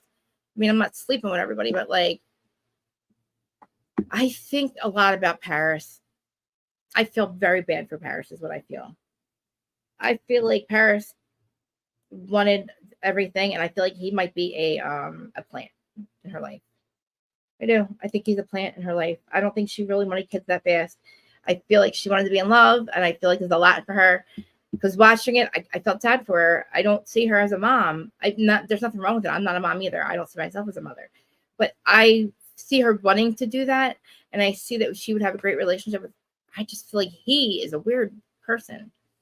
I don't like him. I feel like he's very pushy or something. I don't know. I don't think that it was a lot. I don't think she was, I don't know. It's a lot. And I watched that. And guess what else came on? The Kardashians. And because I had Hulu on for something, was it for Southern Hospitality? And it was Hulu. And I'm like, I ended up watching the Kardashians. Then I watched the Kardashian Empire thingy, the three part series about them. Oh my God. Yeah, something's not right. Thank you. Yeah, something is not right. But anyway, so there's a lot going on with Miami. I'm so excited. I'm excited about it. I couldn't have done it myself. Listen, I am spiritual. There's no reason that you don't have to go somewhere and praise a person standing up there dressed up saying, hey, it's great and all, but he's not the end all be all. Like, you can stay home and you can praise the Lord. You can walk with him here. You can have your own thing. I don't feel like you need to go, and I also don't feel like you need to donate money either. I just don't. I also feel like if you donate money, then you have no right to say where they spend it. Because listen, if you're a good pastor, if you really are getting 10% of that's their paycheck to me. I mean, it's a lot going on with all that to me. And I'm also afraid to spend money too. I at this point, I'm afraid that the banking system's going to collapse, and our money's going to be it's going to be gone one day or something. I don't know. It was. Isn't it weird? Like, I don't think that she should have had a baby that quick. And I believe her. Listen, I don't call babies ugly. I didn't notice anything wrong with her first son until somebody pointed it out. They're like, his head's too big. And I was like, oh, shit. His head is too big. But I was like, oh, I wanted to hug him. I felt so bad that they made such a thing out of his head being too big. And then when they did, I was kind of, then I was like, no wonder she doesn't want her life on camera. Could you imagine when you're I don't have kids, right? But I have, my family, and I don't like when people make fun of my nieces or nephews, or if I had to have her life and everything that's already been said about her family, maybe I do understand why you keep things private, but it's odd to me to do it on camera, to introduce your grandchild, this random kid, to your mother on camera and say, I just like, if that's your life, that's great. Okay, that's you. But anyway, I gotta move on. So the thing with her dad, I feel like, yes, I feel like with Nicole and her dad, something was off with him at that dinner or lunch. I don't know this ISIS person. Maybe I'll Google a little bit. Maybe he did. I think maybe he did have a kid. I think he knew he was sick at that lunch. Kathy, your hands up. You think? I don't. Maybe. I don't know. I liked Kathy when she came home with Kyle, but then I realized why Kyle's so damaged. And I'm not blaming Kathy. I think the mother was effed up. I think the mother effed them all up big time. And I know Morgan is somebody. Terry, where are you? Morgan is somebody's adopted daughter, guys. This is a lot. We got to save this. It's Friday, though. It is Beverly Hills Day, but Miami is too good to not talk about it.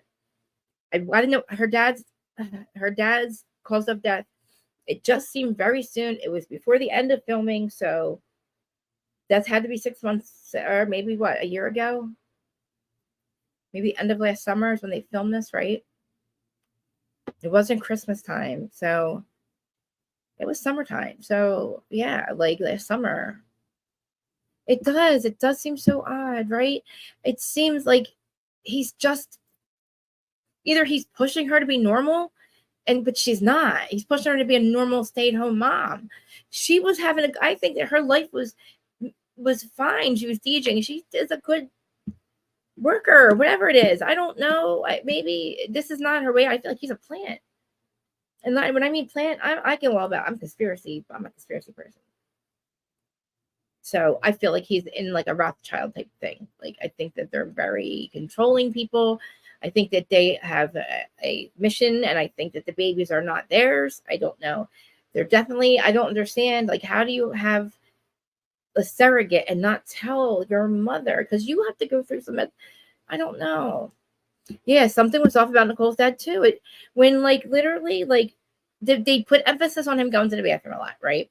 So either they knew, obviously, because they do the editing, something was going to happen. So they edited where they made that a thing.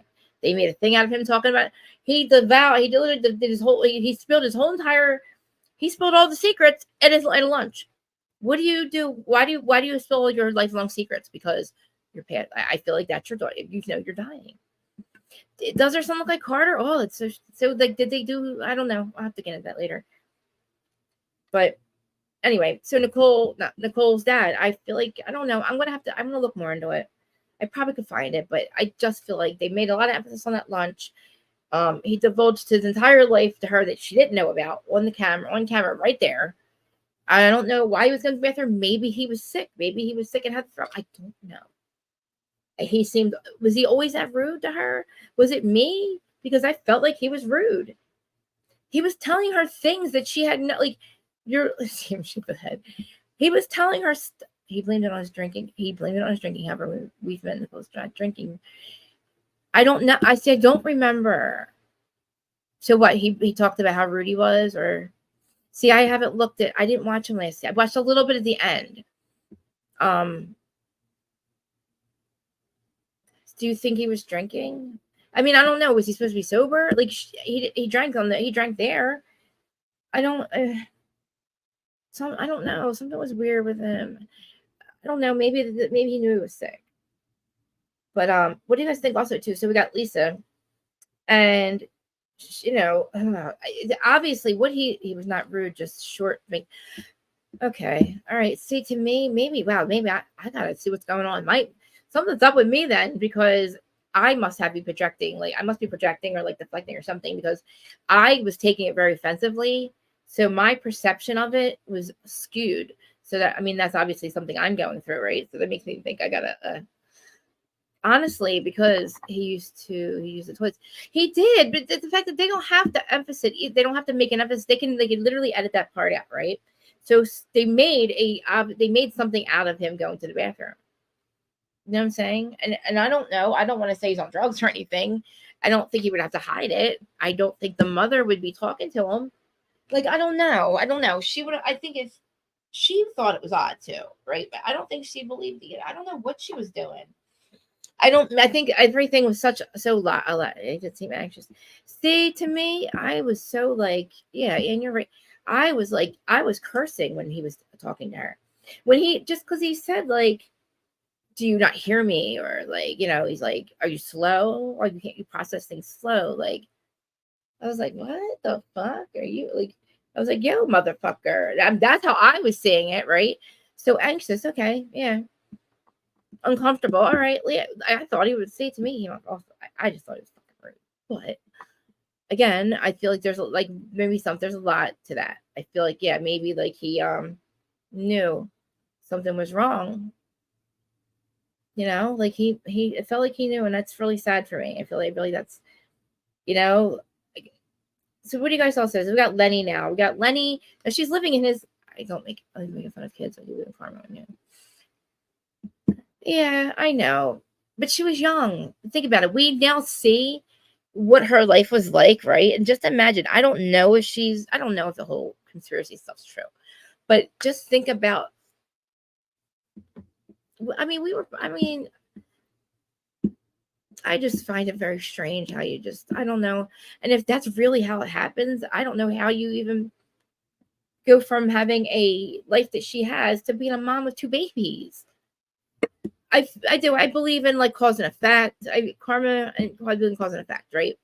But I just don't think. I just feel like keeping it pie, Terry. I was just talking about you, Terry. Yes, that exactly. And look, that could just be how the relationship is, right? Imagine having, I don't know why the girlfriend wasn't there. I really hope that Nicole, even before he passed, she's formed relationships, because I think that she should form relationships with her siblings, and maybe that girl Isis or whatever, because if he's been with her for that, before, I think it was incarnation version. And I just said I think that her baby will be her dad. I think her dad will reincarnate as her son, and she'll take care of him. You know what I'm saying? And I feel like they might have healed their they've healed their family karma, like their soul family karma in this lifetime, because he told all the secrets. He made it good with the ex-wife, and he made it good with her. So I feel like because I do believe in reincarnation. I also believe that you come here with your soulmate. You, like you said, reverse roles. And I really do. I've looked at my own family when my nieces and nephews were born. I'm like, that's my grandfather. That's my you know what I mean?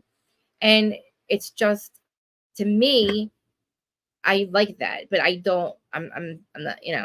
I have a lot of my own. Like, I know my past lives, and I know my husband was my father before, a lot, and it makes a lot of sense because I'm like a child trapped in an adult's body still. I'm like literally like an elemental. That's what I feel like. Mimir, you know that. I feel like I'm an elemental. I feel like Snow White.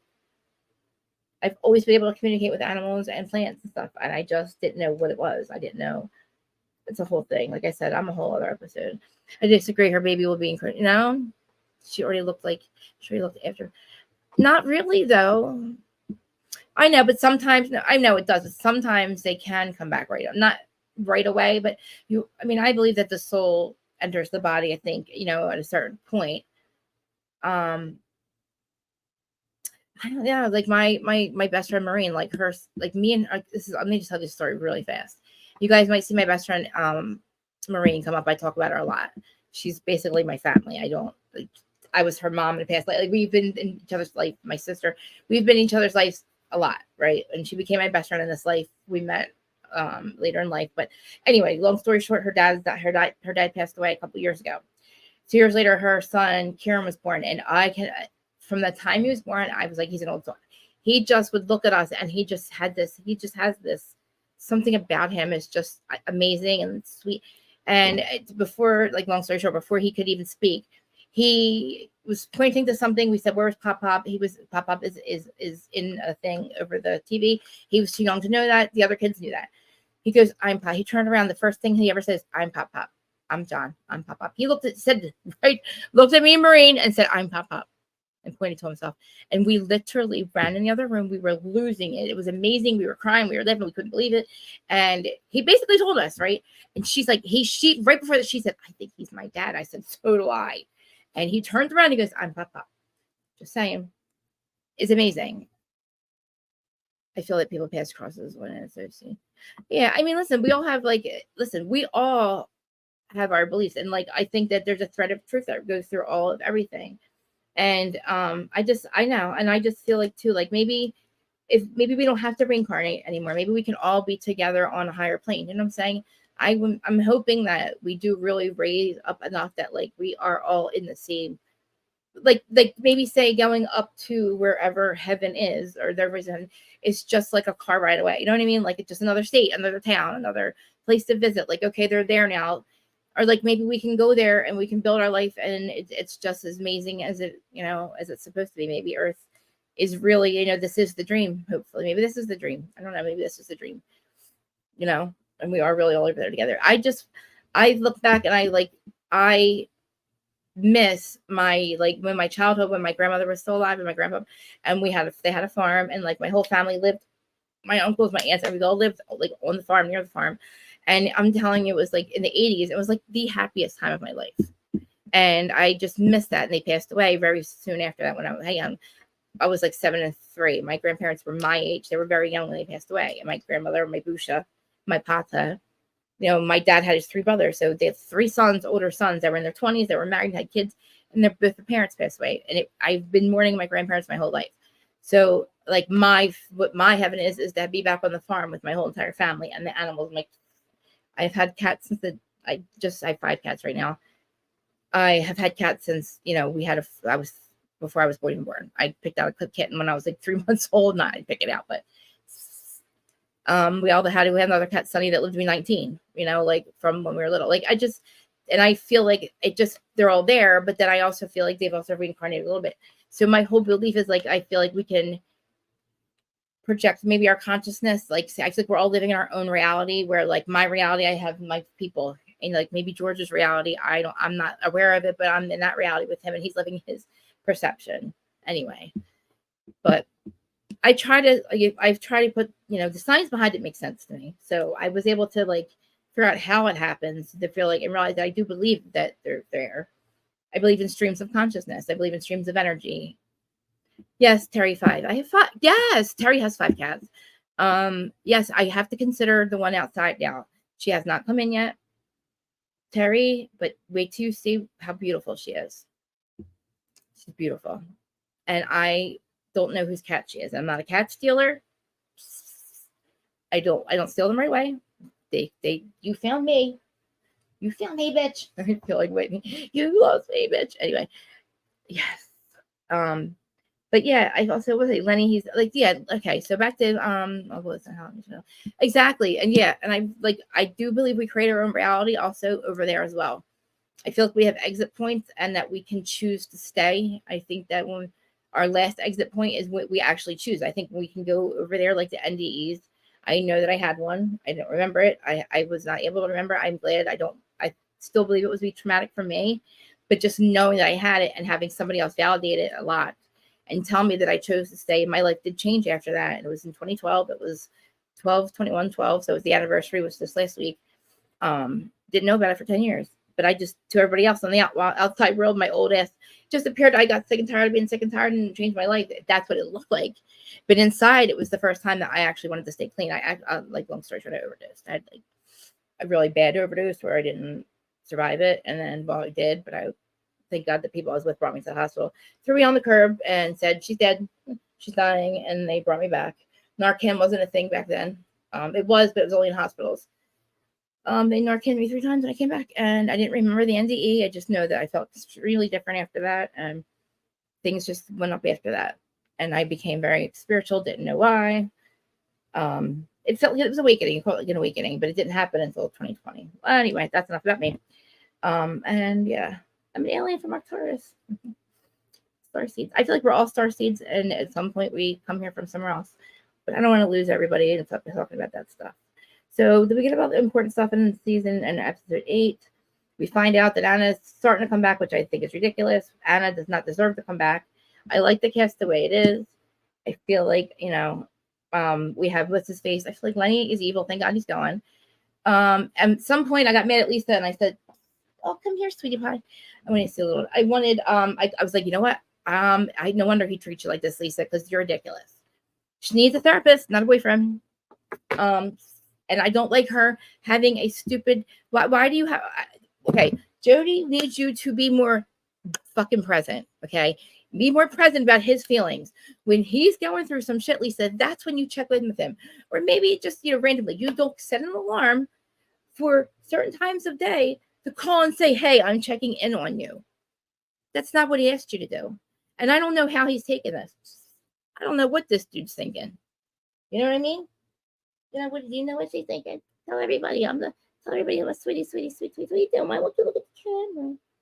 I want you to look at the camera. I want you to see your blue eyes. She's got blue eyes. She's the latest one I stole. Look in the camera. Fangs. Maybe she'll look. Look at her cute little face. Why won't she look up? Anyway, I feel like she needs to get out of that house because she's so self-absorbed. You're right. She needs a goddamn therapist, right? Like your mom. Your mom needs a therapist. Come here, my little sweet. Why are you looking down? I want them to see how cute you are. She's half tab. I'm sorry. She's half teacup. Look how cute. Look how cute. She's half teacup and half tuxie. What are you doing, lover? Literally, she was in my yard, and I was like, "Oh my God, she's somebody's cat." I had to post about it. Asked all the neighbors. Nobody knew whose cat she was. I thought, okay, I'll just feed her. One day, she came up next to me, and that was it. She was doing her little doing her little thing. She was doing her curls up really cute. And then she was following me around the yard and she was playing. And I was like, oh my God.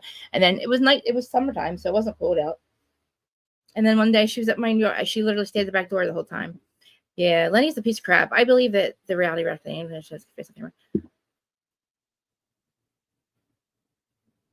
Who did? Oh, the mistress. His mom said, I don't like her mom, man. Anna does not look anywhere. Yeah, Anna is not. You like her? I don't think she should be. I don't like her. I don't like her at all. She's literally like North Sun Toby. What is with you and Toby? I don't. Her, well, my cat. She has them too. Come here, let me see. Every time I look at her now, I was like, look at your little Tobies. I know. I'm telling you, they all do. They don't ever. I've been so afraid of them wanting to leave. I'm afraid. I'm like, don't you let the door. Don't shut the door. And they're like, they don't want nothing to do with the outside. They love looking at it, but they're like nothing. Come here. Oh, the camera. I'm so dumb. I'm sorry. Oh, reality reckoning.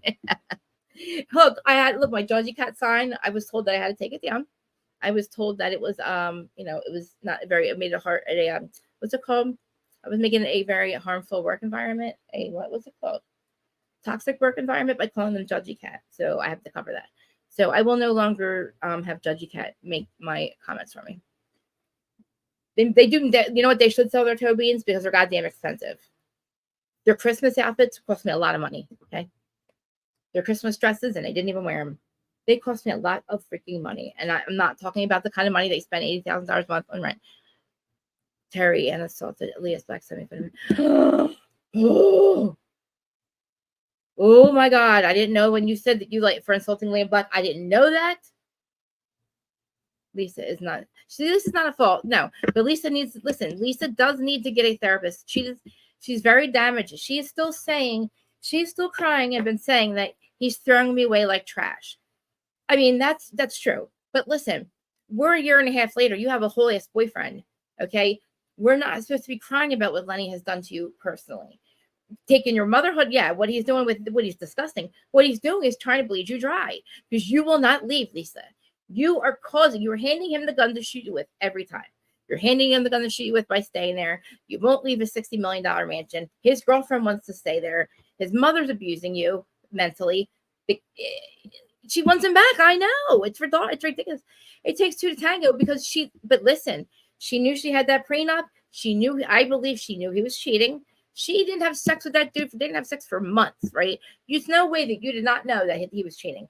Her being smart by staying with him, appearing to be the wife that loves him, and she literally made it to the fact that he was so annoyed that he's fucked up on camera and admitted to cheating, which causes a lot with the prenup, right? So she made it. So she annoyed the shit out of him. Remember, oh, we still have a spark, right? Right? Like I believe she played it because if they weren't having sex, and she knew something was up. And the fact that he flipped up and did that, I think he did a hot mic mimic because he's stupid. But I listen, I don't know what she's getting out of her prenup. I don't know. I know she got kicked out of the house, but you know what? If she got to keep it, I would have sold it and literally pocketed $50 million and bought a $10 million mansion next to Jody and lived my life. But she didn't get the mansion. I don't know what she got as child support and all that. But I really hope that this perfume that she's calling Empowered or something takes off, because I don't know what 40. I mean, if Alexia and Todd have to spend $40,000 a month in rent, do you imagine with Lisa Lahoxine spent? I mean, I'm like speechless. I mean, I can't speak as it is. So like just trying to get that out of my mouth, 40 to 50,000 a month. Am I ridiculous? Am I like crazy to think that's way ridiculous? I thought the rent was only, I'm telling you, I thought that was for a whole year. I thought that a year. He technically did not cheat, but he did. I know, but you know what? To push it as long as she did appear that she wasn't. Oh my fucking God! Are you? You mean? Oh my God! Not Lisa. Yeah. Mm-mm. And I'm glad you're here because I don't know how I missed all this. And Jody pays half her rent. They really spend that much money on rent? I'm shocked. I'm shocked, and I'm shocked. Yeah, she knew. There's no way. We saw it.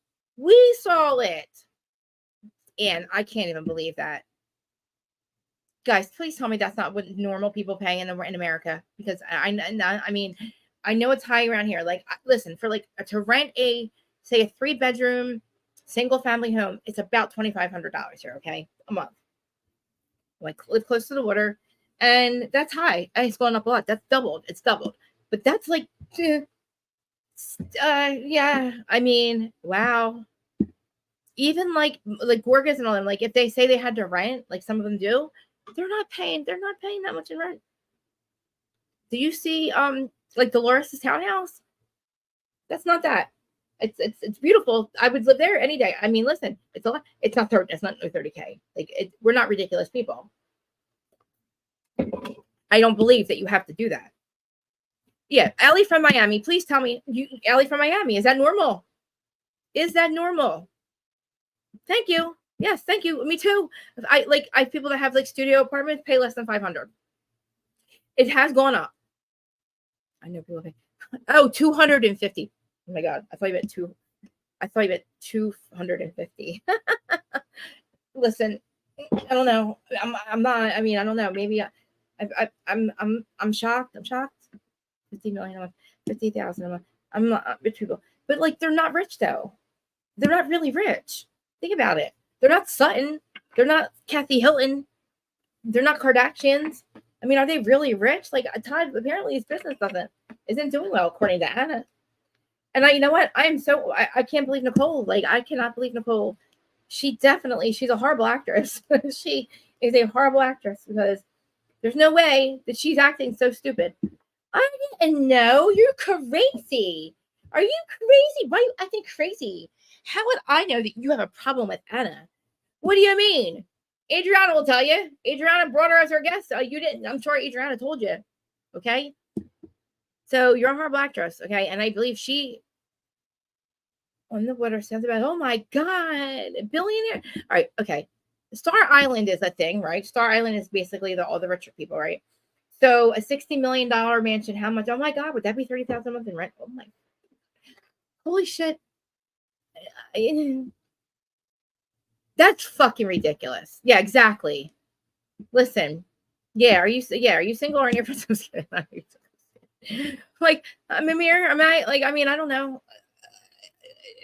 It's got to be like I mean, I guess that's just like where people live. I guess things are just expensive now. I mean, like I said, I haven't had to pay. I used to have to pay rent. I mean, we paid. Guess how much we paid before we owned this house? We paid $800 a month. Okay, and I mean, yeah, like I'm just look. Okay, I guess maybe now I'm just catching up in my brain. I had like payment shock when she said that. I am so shocked that was. I must not be living in the real world because I guess I'm just grateful that I have a house and that I don't have a mortgage and my husband has paid my husband worked his ass off. He bought this house and he's paid it off and he still worked his ass off and this is our house now. No, I guess I put money towards it, but like I know even having to go buy a house or had to rent a house, we still would not be paying a lot of money. Like I would never pay that. I don't know. Even like the highest you would find something around here, maybe 2,000 for like a Gorga house. Like it's just maybe I guess it's the where you guys live. Like, and I mean, oh my God, Krista, I am so out of the loop. I'm out of the loop. I mean, yeah. I mean, are you looking?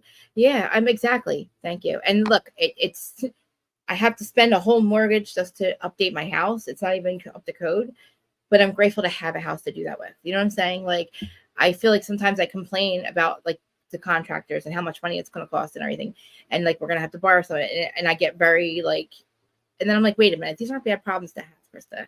I was homeless, drug addict, a 2-time convicted felon who probably had no future at one point. Okay. And then I've come this far and, my husband I had to keep the husband. He didn't just hand things to me.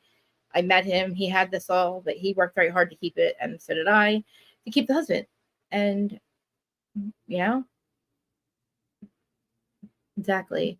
And I look at people like my friends. I'm not, we've all grown up. We were all mortgage people. We all were in the mortgage business at one point. We thought that in our 20s, we thought that was going to last. We based our lifestyles off of that. And then it collapsed. And then half of us committed mortgage fraud. And the other half had to go find real jobs. And we were like, oh my God, now we have to but we were like, we were all, it just wasn't, Jim Carrey said something one day, and I'm like, that is so true. He's like, I just wish everybody in the world could have all the money in the world and anything they want just for one day, and so they can. And they're like, why? He's like, so they can realize how much it does not matter, like how much all the money in the world does not matter. Like being comfortable is fun, is okay, but like he's like having all that extra. He's like, it doesn't matter. Thank you. I feel like I hate when I say this stuff. Like I've been honest from day one. I'm very open. I'm an open book, and like sometimes maybe my opinions aren't right, and you guys set me straight. I appreciate it. Like if I say something offensive or like I want you guys to set me straight because I don't always say the right things, but I probably shouldn't say some of my business. But I mean, people try to recreate history about me, and you're not going to send me a cease and desist when I try to tell the truth about my past, and that's a long time ago. But that's a whole story that's in. Oh, I never sent you, Mamir. I never sent you my private thing, my story that I had about my 3-hour thing about my journey and my truth. But yeah. Do we know why Alexia said a thing about calling Todd with Julia? Why did she have to ask Todd's permission? What did that mean? Do you really? I see. I felt at one point like I was going to go stay. Well, not stay. I was going to go meet another content creator that you guys know very well. And when we were going to go to the Posh Fashion Show, and I felt like I was like I didn't think she'd want to. I was like, oh, she probably doesn't want to hang out with me because like there's a lot of stuff about me that I put out there, but maybe people can hear. If you just write it, if on paper I look like a whole mess, like you would think you'd be afraid of me. And I'm like, look, the most harmless thing. I mean, I'm harmless. The most harmful thing about me is the fact that I'm boring and I go to bed at 7 o'clock now. Thank you. Stop. It was crazy. I love you guys so much.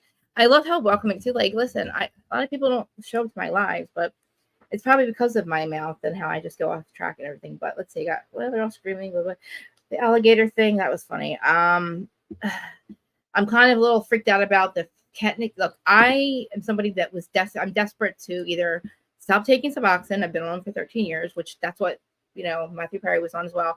I understand the desperation. I understand the self-medication and the desperation to get help and to not, we've always felt depressed for no fucking reason. Like you could have everything or nothing. And I would wake up with complete anxiety and not fucking know why. It just didn't make any sense. And I feel like people have been blessed to try ketamine and it works. And I'm like, so Matthew Perry, I understand why he did it. And I don't believe that he did it. I don't believe that he had it sitting around his house. And he was doing it as like, I don't think he was doing drugs. I don't think he was going, I'm going to do more ketamine. I think that he went to get infusions. And I feel like there was a situation in the hot tub. I think he had a medical emergency. But I don't like them saying that Suboxone and ketamine was the thing that, no, we don't trust Todd. Todd is starting to remind me of Louis, man. When she said that Teresa and her were like good friends and everything, and then Andy compared her to Teresa, I was like, no fucking way. She's way better. I was like, crazy, Terry. That was crazy, right? But yeah, I feel like Todd is Louis. Every time now, the more I watch him, it's like Louis. Yeah, the ketamine treatment. See, I know that on Teen Mom, I know that Tyler said that it worked, but I don't know if Tyler was also on Suboxone. Because now I'm scared because my doctor even said to me, I would never, send you to get the ketamine treatments knowing that you've been on Suboxone. And he's a general practitioner, a Suboxone doctor. He would know, and I don't know. And I also was afraid that I would get addicted to it because I was an addict for 24 years. I'm always going to be an addict, but there's a thing called addiction transfer. And even though I'm not a drug user per se now, but like, I don't want to get high from something. Hey, I hope everybody else had a great holiday too. And I said I was going to do a mental health check-in after this. I've been on for an hour, 40 minutes. Did I get through all Miami? I mean, all the main things on Miami, and then we'll get to the mental health check-in part. Yeah, that was crazy, the Michael Jackson, because I do want to talk about this stuff with you guys. Because there's a big thing, like watching her do that it was bothersome to me because she definitely left her body. She was seeing her dad, and it was like, why is this happening on camera?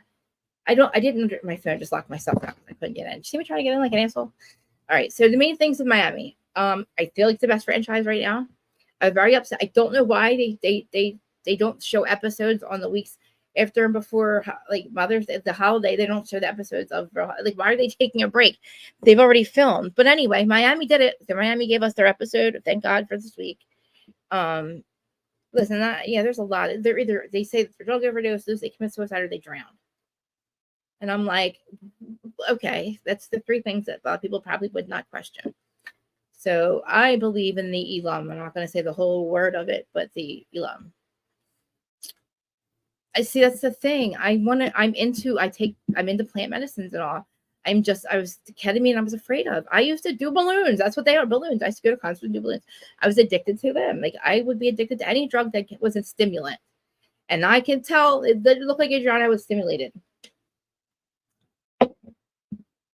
I don't know what that means, but I love you too. Sorry, I'm late. How much to say? I mean, how much to say about my really? Did you watch? But do you watch? You watched it, right? I feel like it's the best episode on. Yeah, like why do they take a break though? It's crazy. It doesn't make any sense. It's not like you're actually filming. And you know what happens? Then you got all of the shit going crazy on social media.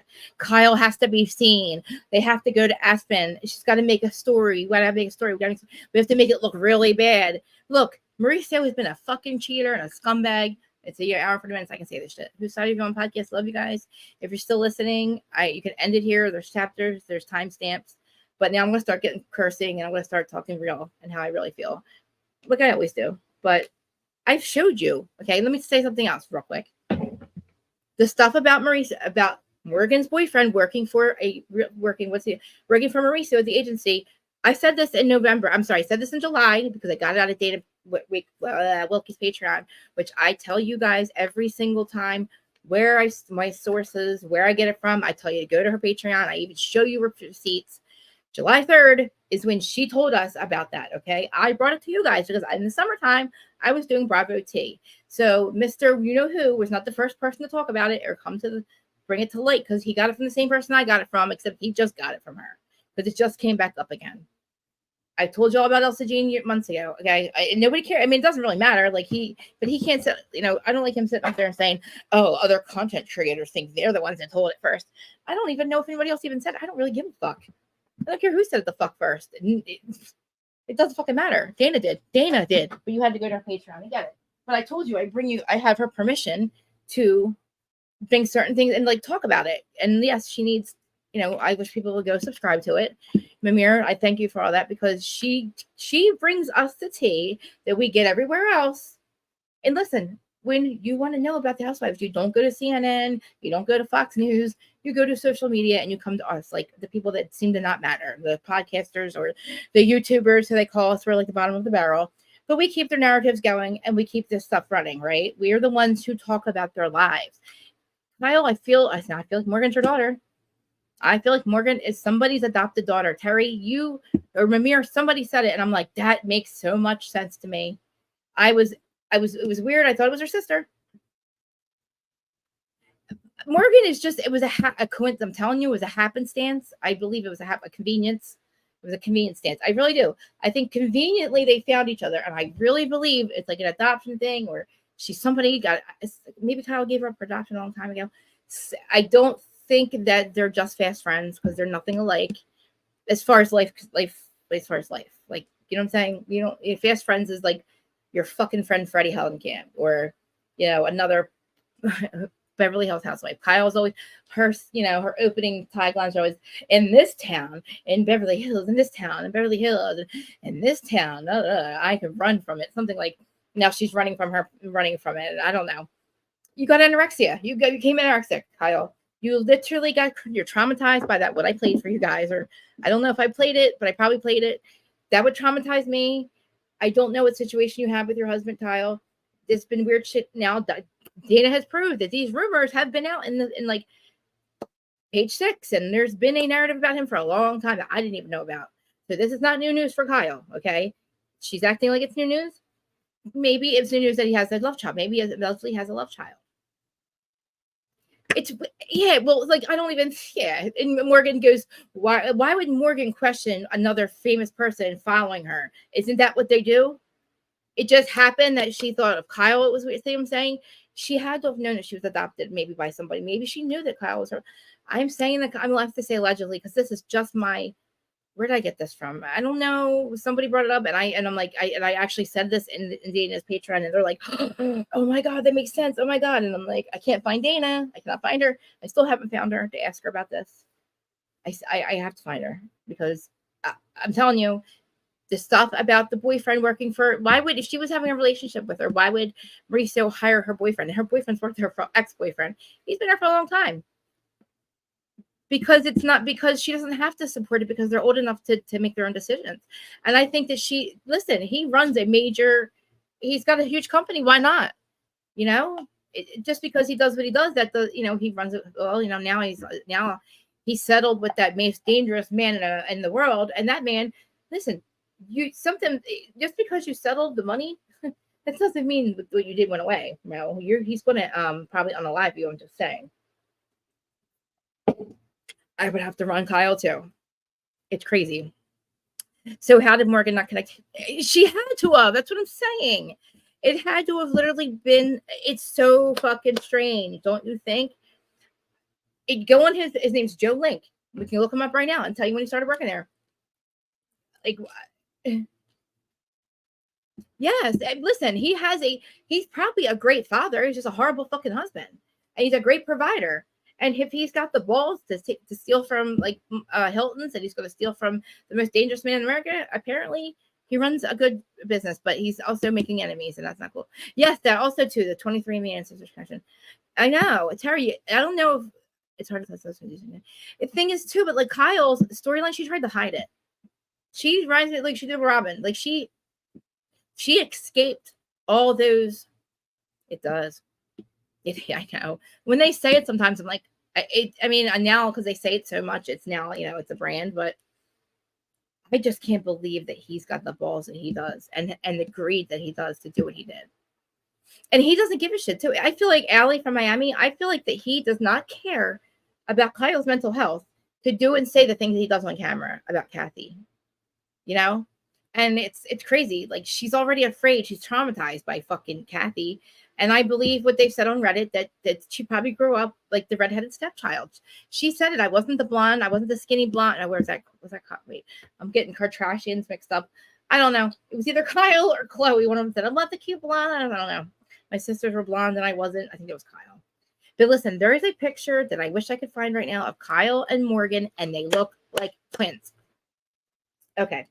What else with Miami before I don't want to, I'm going back and forth. I apologize. I don't feel like I've been talking for 2 hours, but I have. But it's because, guys, it's our 2-year anniversary. On January 1st is the 2-year anniversary from when I launched my channel. And I'll just set the girl right here in freckles. Yeah. I feel like Kyle's just trying. Kyle lost complete control. Kyle has lost complete. Oh my God, my phone. Oh, iPhone is the worst thing I've ever done in my life. I know, guys. I don't want to lose you, so I will talk about other stuff. Like, all right, yeah, I know the whole thing. Let's see, Adriana. Oh my God, guys, I can't even. Yeah, the redhead stepchild. Oh yeah, I mean that's what she said. I feel like I've been treated like the redhead stepchild. Yeah, I shouldn't say that. But listen, yeah, maybe it's probably offensive nowadays. The black sheep maybe could say it. Is Morgan older? I don't know. I should be. She was born in 94. So she was born in 94. I mean, let me see. Let's do the math. I hate. I'm so lazy. Hey Siri. Oh, I'm listening. Oh, not that Siri. Can you tell me? Sorry, I can't do that. Okay. All right. Sorry. Love you so much, Siri. Hey Siri. Can you tell me Kyle Richards' Wikipedia? And can you pull up Morgan Wade's Wikipedia? And can you also pull up Kathy Hilton's Wikipedia? Real Housewives of Okay. Beverly Hills. I found this on the web for Can you tell me Kyle Richards' Wikipedia? Thank you for Morgan Wade Wikipedia. Can you also put Kathy Hilton's Wikipedia? Check it out. I guess I should share it with you. I was talking to that Siri. That's Kyle Ian Richards. He was born in 1969. Kyle Richards Umansky. What year was she born? Oh, sorry, guys. Let me share it with you. Or unless you guys don't really care to see it. Kyle, it's not gonna give me. I want her Wikipedia. They can. Oh yeah. Hey Siri. Can you tell me how old Farrah, Kyle Richards' daughter, is from Real Housewives of Beverly Hills? Her age, please. Okay. I found this on the web for Can you tell me how old Farrah Kyle Richards' daughter is from Real Housewives of Beverly Hills? Her age, please. Check it out. All right, I'll share with you guys. I learned how to share without throwing the porn up there. Oh no, not that tab. I want Instagram tab. Oh no. Oh, let me just do it myself. Sorry. Kyle. I just want her whole. Yeah, look at. All right, what's the photos? I'm telling you, they look like sisters. Oh my God, they look like sisters, guys. They look like sisters. Or oh my God. Okay, let me share it with you guys. I showed you guys the pictures the other day. Okay, yeah. Farrah's in her early 30s. Okay. Yeah, you know what? Let's look up her Wikipedia. Do we know her last name? Farrah. No, I don't. The other one comes up. The Farrah from Teen. What's it called? Teen Mom. Oh, I can't stand her. I don't want her. No. Real Housewives of Beverly Hills. Farrah. Oh my God, guys! Look at that. Look at the resemblance too. Look at the resemblance. Share screen. Farrah. Can you guys see it? You can see it, right? Oh, make me smaller. Make me smaller. Make me smaller. There we go. These pictures, I'm telling you. Let me get you off of there. Okay. Okay, no porn. No porn showing, right? Okay, good. Let me see where I can read it. Farrah. Okay. She looks like Morgan. She's 35. She was born in 88. Why would she give her daughter up for adoption? I'm so confused. Do you think? Oh my God! So guys, she's 35. Kyle's 58, right? Farrah Brittany, born in 88. Okay. What are you guys thinking? Morgan's 29. I think it's where Kim's back. Do you think it's Kim's adopted daughter or something? I don't know, guys. Something's odd. Like, you don't think? Oh God, can you still see me? I guess it's weird. Morgan's 29. So Farrah's older than Morgan. If Morgan's not, that's crazy because why would she give her up for adoption? Because when did she meet? Okay, let's find out when she met. When did she meet? When did she meet Mauricio? Because Farrah's not, Mauricio's child. So, all right, when did she meet Mauricio? These pictures, though, guys. I'm telling you, I don't know. Let me see. But then why Mauricio is has the boyfriend working for him? You know what I mean? Kyle and Mauricio's wedding. Kyle and Mauricio. All right, let's see their stuff. Oh, God, look, they have. Okay, so we're not talking about it. They're not on this week, right? So look at all the freaking stuff out about them. Look at everything that comes up. Like 2 days ago, 2 days ago, 2 days ago.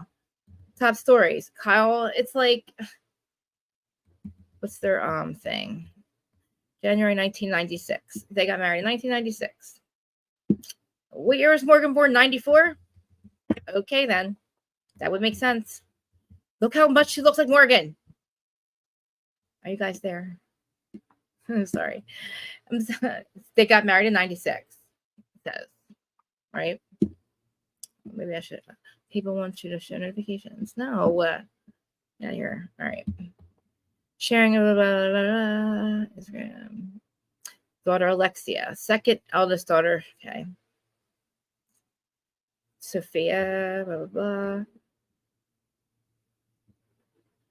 Wow. Pictures. I mean, there's the daughters. They all look like Morgan, guys. Come on. You don't. Yeah, or something. Listen, don't you think she looks like them? Look at the sisters. That looks like Morgan.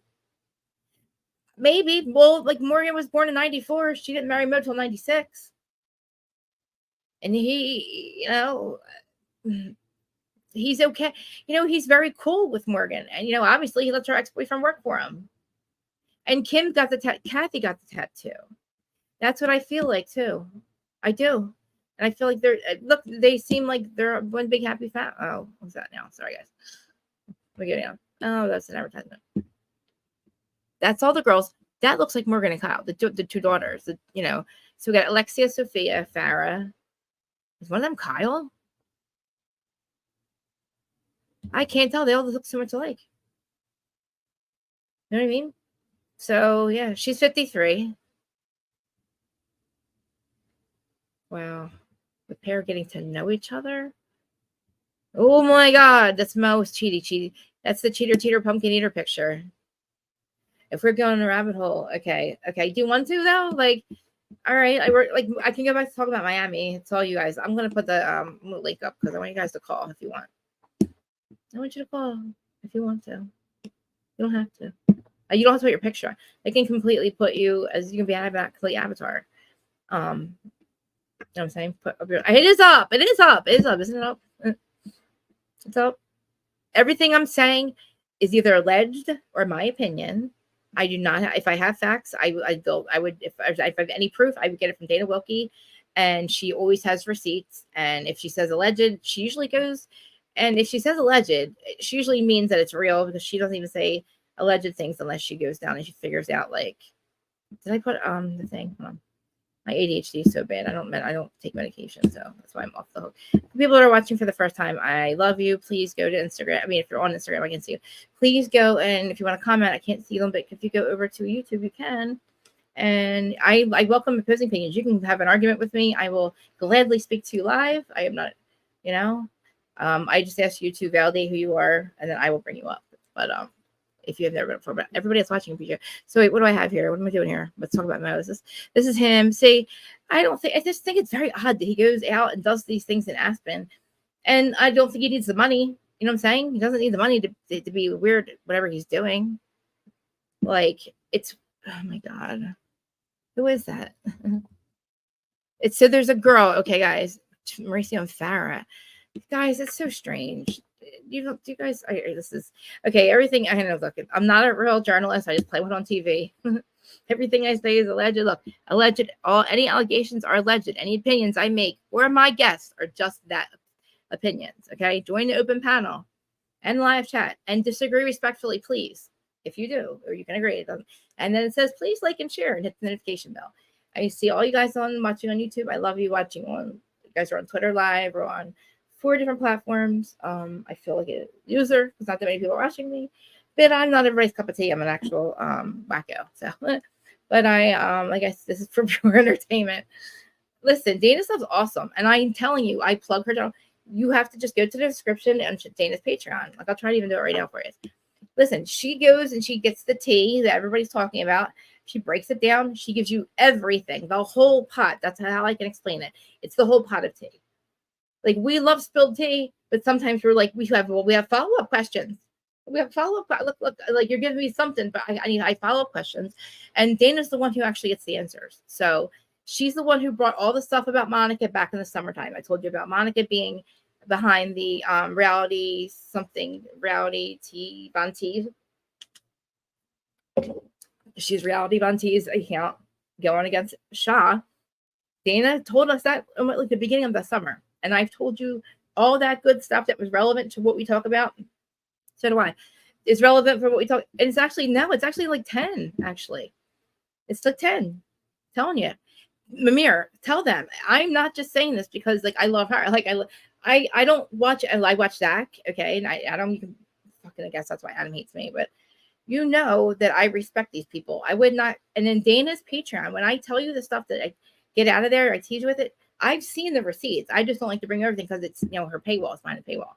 And there's things she does say, please keep it here. And I don't, but I am trying to get her to do a live with me once a week, or not once a week, like once, maybe every 6 weeks, every 5 weeks, we'll do a live and like bring all the, like the 4 or 5 most relevant things, which are amazing, every Tuesday, and like talk about them and hopefully bring up her Patreon, because listen, she's a single mom. And when you have a fight with another content creator, you lose. She lost about 30 Patreon members when that happened.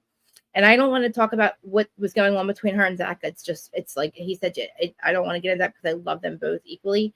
But she lost a lot of Patreon members over that. And it was like really sad. I didn't like it. It was sad.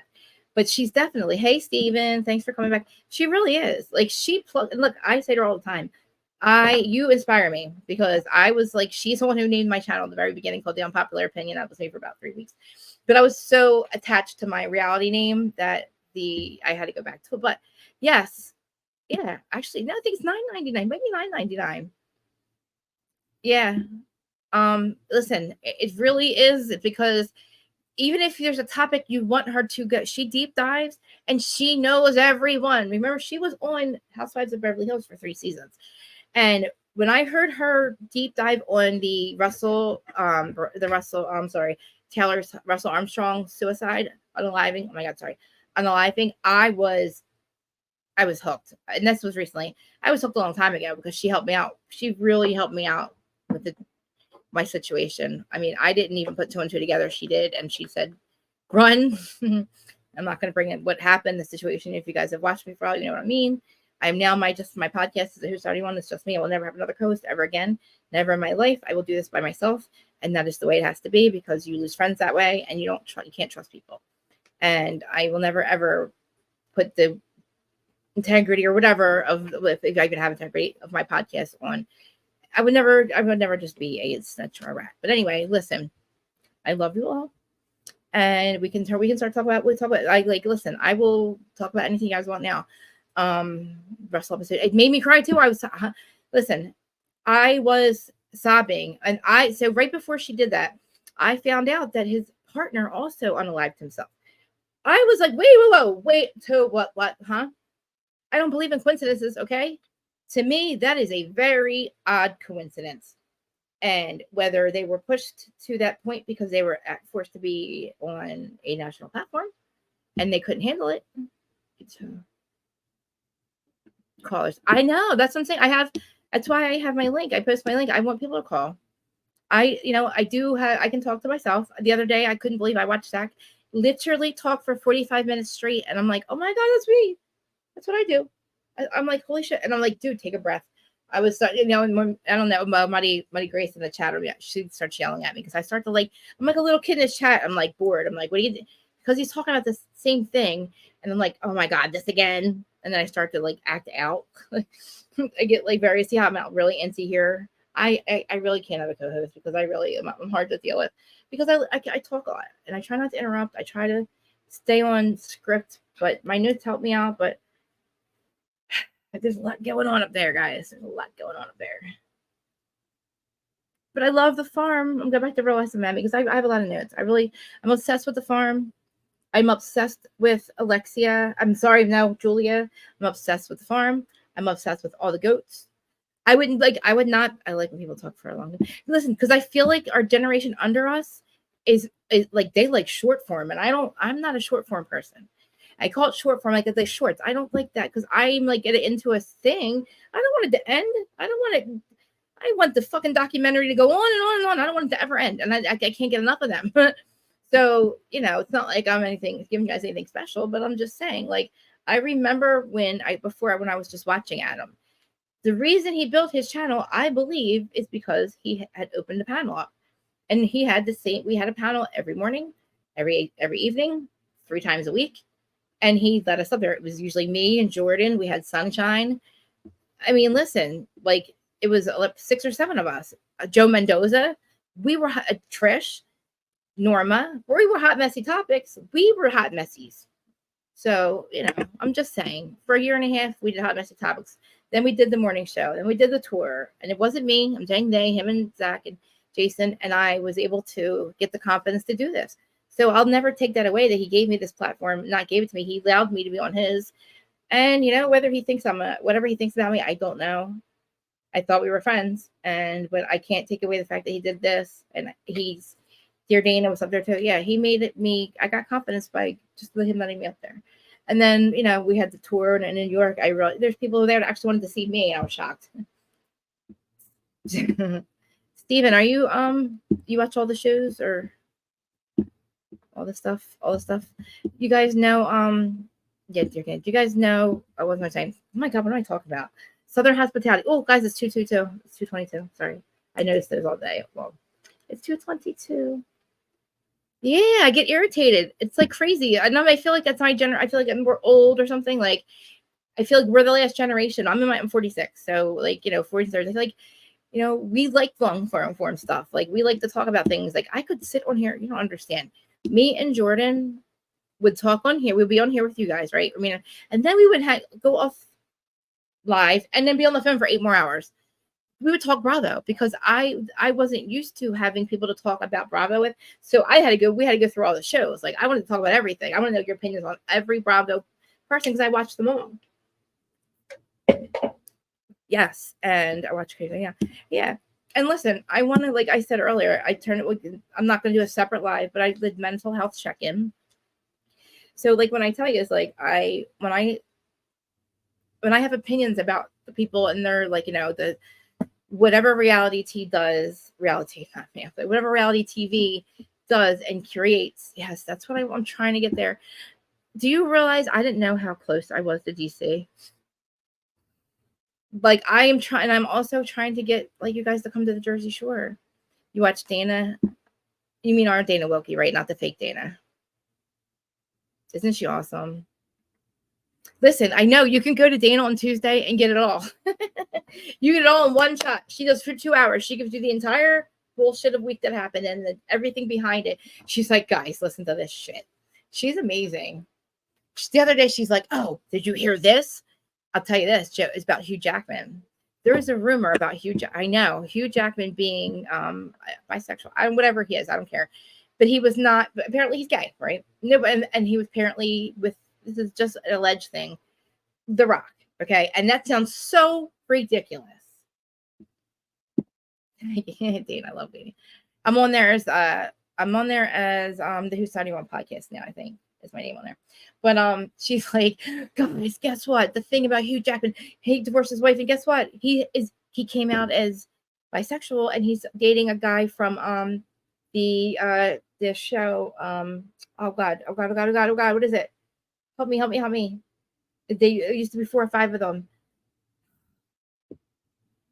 Straight guy, or oh my god, queer eye, Jesus Christ, queer eye for the straight guy. He's dating one of the queer guys, allegedly. Dana's like, guys, guess what? Because we're like, no way, The Rock, no way, they're not doing that. That's just some crazy stuff, right? That's just some like alleged stuff. And she's like, no, man, I think it's true. And she's so funny. Yeah, Dana's amazing. About a year ago, it was me and Erin D were on here. We started, like I said, Whose Side You Want. That was originally going to be a podcast, but podcasting was where you didn't see the person. So imagine not seeing me, smiling and laughing, but hearing how I speak. I sound angry, but I'm not. You know what I'm saying? Like, I'm not. I was getting reported to Facebook jailed all the time. I don't know how I get away with being live on Facebook and Instagram now with the way I talk, because when I would type that stuff, I would go to Facebook jail. You admitted what? Patrick and Palo tell a story all the time. We're here. Who's that? I don't know. Patrick is the one he's with now, right? Listen, I'm shocked about what's his name? With P. Diddy, the one actress, the older actor. Listen, this is getting hard. I don't want to go into it. I'm going to totally wipe that out of the universe. I didn't even bring it up because that is some shit that I can't even go down right now. I want to enter, like, we're leaving 2023. I wish I had my crystals, because I do I know, don't I? And Teresa sometimes too. I hear Teresa in my voice when I curse. Because we just sometimes, listen, when you get that angry, you don't realize it. We just sound very, I sound angry. When I would like blog, we called it blogging. Don't laugh at me. But like, whatever, we would be on Facebook groups, okay? We'll call them Facebook groups and stuff. And we would be saying my opinion. How many times he fucking reported me? All of Zach's people reported me. I was fucking banned for 6 months. That's why I couldn't start a podcast, because I was considered the angry blogger. And nobody knew who I was. And then Zach's like, you need to go. Well, you got to go see my friend Adam. He's got a YouTube channel. You need to show your face. And I laughed. I said, YouTube. YouTube? I'm like, that's where I go to find out how to like work on my car. I had no fucking clue that there was a whole, I didn't even realize all these people, that you were all here, that I love you all. I didn't realize you were all here. I couldn't believe that I could go and I was like, I want to start a podcast. And he's like, you can't start a podcast. Nobody will watch it. I'm like, no, whatever. And I'm like, but everybody's, it was like blogging was like the involvement. Now we're all podcasters. I think everybody should have a podcast, because you can tell your feelings. It's free. You can literally broadcast it for free, and you can make money, but you don't have to. But people, I feel like, get a podcast because they can't speak their mind, and they get a podcast, they can finally speak their mind. You know what I'm saying? And I thank you for saying that, because now you know me, though. And that was the thing. I don't know how many times that Zach basically said, well, you know what? They got very fucking toxic to each other, right? And it was hard to decide who was doing what. And then actually, I couldn't make a decision. Somebody made the decision for me. So I didn't have to. Somebody made the decision for me. I do. And that's the thing. But so you see me, though, right? Could you imagine? Like, I don't know. I kind of listen to myself back. I got to stop the likes and the, I got to kind of stop that shit. Somebody's like, I'm not going to say who, but I go to them for advice for this stuff, because they're really smart with this. And hey, like, sit on your hands, first of all. And then first, like, watch yourself with or listen to yourself without watching, then watch yourself without listening. And I was like, oh man, I'm a whole, I look like, I mean, honestly, like, I really, like, I took these mental health. Yeah. I love it. I say, it's just, I feel like he's going through a lot, and I do feel like maybe him and Adam, I'm not going to say anything about that. I don't know why they end friendships over this. To me, this is a platform that you don't need to fight about, because they get contracts from real, like, they get real money, like, they get real shit for this, right? And they get real opportunities for this, and they both get the same opportunities, and they're both equally good at this. They equally are good. So there was really no reason to fight. We want to talk about cats. I don't know. My kitty cat's. Oh my god! I just hit her in the face. I didn't know she was here. Oh, baby, love her. Oh, my baby lover. Oh, my baby lover. Oh, you were there. Sit on the face. Come here, my little baby lover. Come here, baby lover. Come here. Why are you letting me alone? Stay right here with me. So stay right here. They're going to think that you hate me if you leave. They're going to think I abuse you if you leave me, Momo. That's not Momo. Is Momo behind me? My little baby Sterling Marie that you see, she's been. Yeah, and I also try to. I know it's hard for me. I know. See, then I go to listen to the podcast, the one that's on like iHeart and stuff. I hear myself. I don't. I sound like I don't sound good. But listen, I appreciate you all because like this is hard. Like, yeah, we'll take a little talk about cats is a good break. Terry, oh yeah, you're right, Terry. You're right. You're right. So I really think that we are in the really good situation as far as franchises. We have really good Salt Lake City right now. I believe it's gotten way better. And if it's just them recreating old history and recreating old scenes from Beverly Hills, I'm for it because they're amazing. Nicole is a horrible actress at the end at the end of Miami. That was a setup. It was a whole ass setup. And I don't like it. And I was like, oh my God, she became friends with Alexia to take her down. I believe that. I really do. Reality. You know what's crazy? So somebody said, some smart ass bitch. I don't know if her name's Miss Mel, and she's Miss Mel, and she's on all of her things. Whatever. I don't know her real name. I don't know where she's at here. I've only seen her on Patreon. She said, "Oh, this is the reality." So they were talking shit on me, right? And I'm looking at it, and I don't give a shit. I know I'm a weirdo. I know whatever. So they get to the part where they're like, "Yeah." Then she did the tea. She stole that from somebody TT on Twitter. I said, "Really?" Because I have been the harsh reality. I actually, what's it called when you buy the thing? Not copyright, not like all that, but like it's like $4 to buy the whatever it's called. I have been the harsh reality since 2012. So there was no real I was spelling it TEA for a long time. I never saw it. I don't know what people do now after that. That's fine. I think it's a cute little thing. I don't own TEA. But I do own Reality with Krista Marie. I own The Harsh Reality, even though that's my ex. That is what did I call her? That's my evil twin. She's not here anymore. She's the Wicked Witch of the West. She no longer exists, but I do own the rights to the Harsh Reality. Nobody else can be the Who Started Your Own podcast, but it doesn't matter. I'm not going out there saying, don't use the TEA, but that's a whole other thing. It's crazy. It doesn't matter. And also the way I speak and the way I type, it doesn't catch up. It takes a while to catch up. But I feel like when I talk about the Housewives and I have opinions on, this is why I feel like I can do this, because even though I'm a whole ass mess, I do have a lot of opinions. Yeah. Well, listen, we were all talking about it. We just didn't realize what we were doing. We didn't realize that typing about having, I don't know. It was weird. We had to have email addresses and stuff. It was like kind of talking out to the ether. You had to literally find a blogger. We weren't even bloggers. What the hell was it? Yeah, you have been aware of more. I've been aware of them. Really? Why did your name doesn't look familiar? Are you something else somewhere else? Steven? I appreciate it though, honestly. I don't have a lot of people literally that watch me live, which is I feel like I don't know why. Because then when I go and I look at the analytics, the people that come in, they get it from the TikToks and all that stuff that I don't do.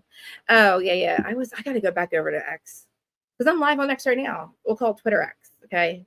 I'm not going to be that stupid meme and go, oh, what do we call tweets now? X's, because that's just a stupid thing. What do we call a tweet? We'll call them tweets because I will never ever forget retweet or what's her face? Retweet or tweet. I will never get over hearing saying that in my dreams. It was a retweet. Fucking goddamn it! Don't try to put on there. That's the thing. I guess another thing too. I'm really hard on myself, but I can say that the people that are watching me, I'm interacting with you guys are my real, you guys aren't fake people. You don't have to sit here and and watch me for 2 hours and 18 minutes, talk about whatever. Bravo, me talking about my life or whatever. You can leave. But you do spend time here listening to me. So that to me, I would rather have 50, 40, of real people that have always been watching or as emotionally invested in this as I am than 1,000 fake whoever's just for clout on your thing. Freddie Hellenkamp. There's no way you have 1 million views on your podcast. It doesn't even add the fuck up.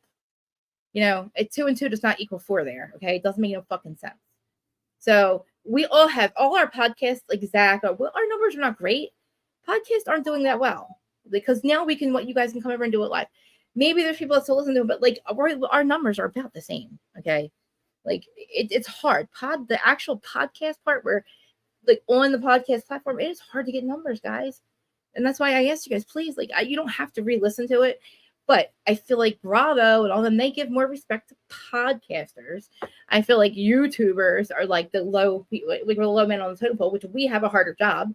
We have to show up live and make an ass. Like if I fuck up, I fuck up. Like I can edit it out, but I can't edit it out. But like you guys are seeing, you know what I mean? If I fuck up, I fuck up. So it's like me even trying to sell myself, like, you know, like I don't know how they all do it, like where they get contracts, like Heather McDonald, they all have contracts, like big, you know, like Call Her Daddy podcast. To me, I don't believe your numbers in the beginning. Whatever. I grew you guys organically. I know that. And then that's fine. Do what you have to do. But I don't think they're any better than me. I mean, they're not doing anything. They curse like I do. Like I feel like you have more freedom on the podcast side, but when you're on YouTube, like I can't get into like the spiritual part. I can't get into that stuff. Yes, I do. Remember that shit? When she was going after Mary, I ran. And then somebody was saying that person that I was on his platform for so long was always fighting with other like, oh yeah, he fights with everybody, he loses people. And then I saw it happen and I'm like, I would never think it was him. I did not think it was him. And then when it happened with Zach and then me, it was like I am, if you can do that to him, I am nobody to you, Adam. And in the grand scheme of things, really, I'm not, you know, I don't know. I thought we were friends and I thought we had, you know, a good friendship. Not only that, but doing this. And maybe we didn't, but she will not be named. Yeah. Yeah. You know, I tried. And look, I didn't mean for the other thing to happen. I was very excited about the other podcast. I thought that person was genuine and real. I did not do the math. I couldn't add things up. It didn't add up to me. It's like what I'm saying. Like, listen, I love watching other on here. Like when you can see us, I feel like it's more engaging. I'm inviting you up on my platform to come and talk to me. Like even here, live chats. Look, nobody's telling us we can't. Like, yeah, maybe they'll demonetize me if I was monetized for cursing. I don't want you guys to be offended by my cursing. I'm sorry that I just feel like me stopping in the middle of a sentence to think of another word. Sometimes it just doesn't come out right. Yeah, I used to watch Bailey, what's her name, do her makeup. I used to watch all the makeup tutorials. Like I didn't really, you know, I didn't expect this to go this long. I really did. In the very beginning, I didn't even care. I was very sloppy about it. So it's my fault that it took me this long to gain all my subscribers. But the 15 of you that are people that are watching me right now, I know that like you guys have been here with me for a long time. And the new people coming in, I appreciate that. Like obviously something's happening, something's working. And like I'd rather have 15 real friends than 1,000 fake people. And I'm not saying you guys are friends, but like, you know, there's a lot going on. And I don't fight with other content creators. I don't get into all that shit. They stop talking to me, that's one thing. I have a reason to be mad at the other person, but that's all a different thing. That's personal, and that's something that happens, you know. Dana said, I told you not to trust nobody. It's, you know, JY, I can't believe that motherfucker is still out here fucking with people. I don't even want to say his name, but I've started, the first YouTuber I watched after him was JY. Brownstein, we'll call him. I don't want to say his name, but like, I couldn't believe the toxicity. It's okay. I don't believe the toxicity. I love AT2. AT2 is my boy, man. And I didn't like him getting involved. I show up for him as much as I can. I'm going to put his stuff in here too. I don't like I don't like him getting involved with people that go after him. He's got some good content, man. He's got Jag, for fuck's sake. Jag's important right now. Jaguar, right? You know what I'm saying? So like he gets all this shit for it. It's like crazy. Yeah, like I'm sorry. Yeah, I know. I have to stop doing that. In case anybody, I'm not even gonna say it, but So what's going on in Bravo Land, guys? What can we talk about in Bravo Land? Anything? What do you guys want to talk about? Let me see what you guys know about. Sometimes I miss some of the chat. Let me see. Like, I love being live on Instagram. I've been wanting to do it for a while. I was just a little lazy about it. If you guys are watching on Instagram, hi, thank you. I know you probably see me, and you probably don't know who I am. I had a reality with Krista Marie Instagram account for the entire time, since Instagram was a thing. I never had another account. I've only had one Facebook. I've only had one Instagram, and I got locked out of my Instagram when Maya switched to iPhone like an asshole. It is the biggest mistake I ever made to get Mac. Thank you, Jason. He's talking me into getting a fucking Mac Pro Air. I love my laptop, but I can't stand the fact that I'm locked out of it locked me out because I had to get a number. I cannot get into my reality. That is my biggest following there. And it took me a very long time. And it's not about that, but the fact that I wanted to do this, that helped me. Yeah. Brock Rugby. Listen, oh God, there's so much going on, right? Listen, Vanderpump, I cannot wait for it to come back. Steve, please tell me you watch Vanderpump. Because I will talk about Vanderpump. I'm going to talk about I want to know how I'm going to fit it in, guys. Or maybe one of the franchises. Right now, we have so many franchises on, and I'm on 3 times a week. I was kind of upset. I was like, I didn't think I had anybody to talk about anything to talk about this week.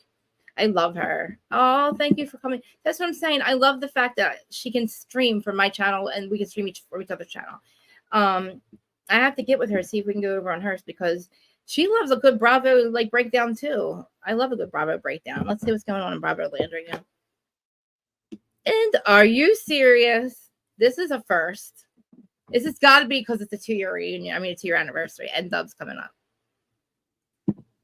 Hi. Hi, Krista. I just wanted to say Happy New Year. I know you're always encouraging people to call, and this is the first time I've ever called on a live. I know. I'm so excited. Do you like it? The first time I've ever called on a live, period. And I am on so many different lives. So I chose your channel to do it. Why? Because you love me so much? Because Harry did too. Because I really like your authenticity, and I just wanted to share that. Thank you so much. I appreciate you saying that. Because Yeah. I know that I feel like I'm an oversharer anyway in life, and it's probably not a good look. But I also don't want to look like a hypocrite and feel like I don't know. Sometimes I feel like I have the life lessons I have help me understand what these reality stars do and say and the way they act sometimes. I mean, I could be wrong, but I just feel like my opinion is valid because I feel like I've been through all that. But so when you guys say that, I really appreciate it because it's like I don't monetize, so I can't look at that as my numbers. But like you guys show up, and that means a lot to me. So because you know I am. I'm so insecure about it. Well, everybody has their own insecurities, and I think that like you're very brave for sharing that. Thank you for saying that. I mean, it's crazy because it's like people would probably a simple Google search, you know what I'm saying? Because I didn't realize in the very beginning not to use my real name, not to give away like other family members' names. I didn't realize that was not a good thing. But I'm like, well, they're going to find out about me anyway because, you know, I had a situation like my ex-best friend. She's just going to talk about it anyway. And I didn't want her to recreate history for me.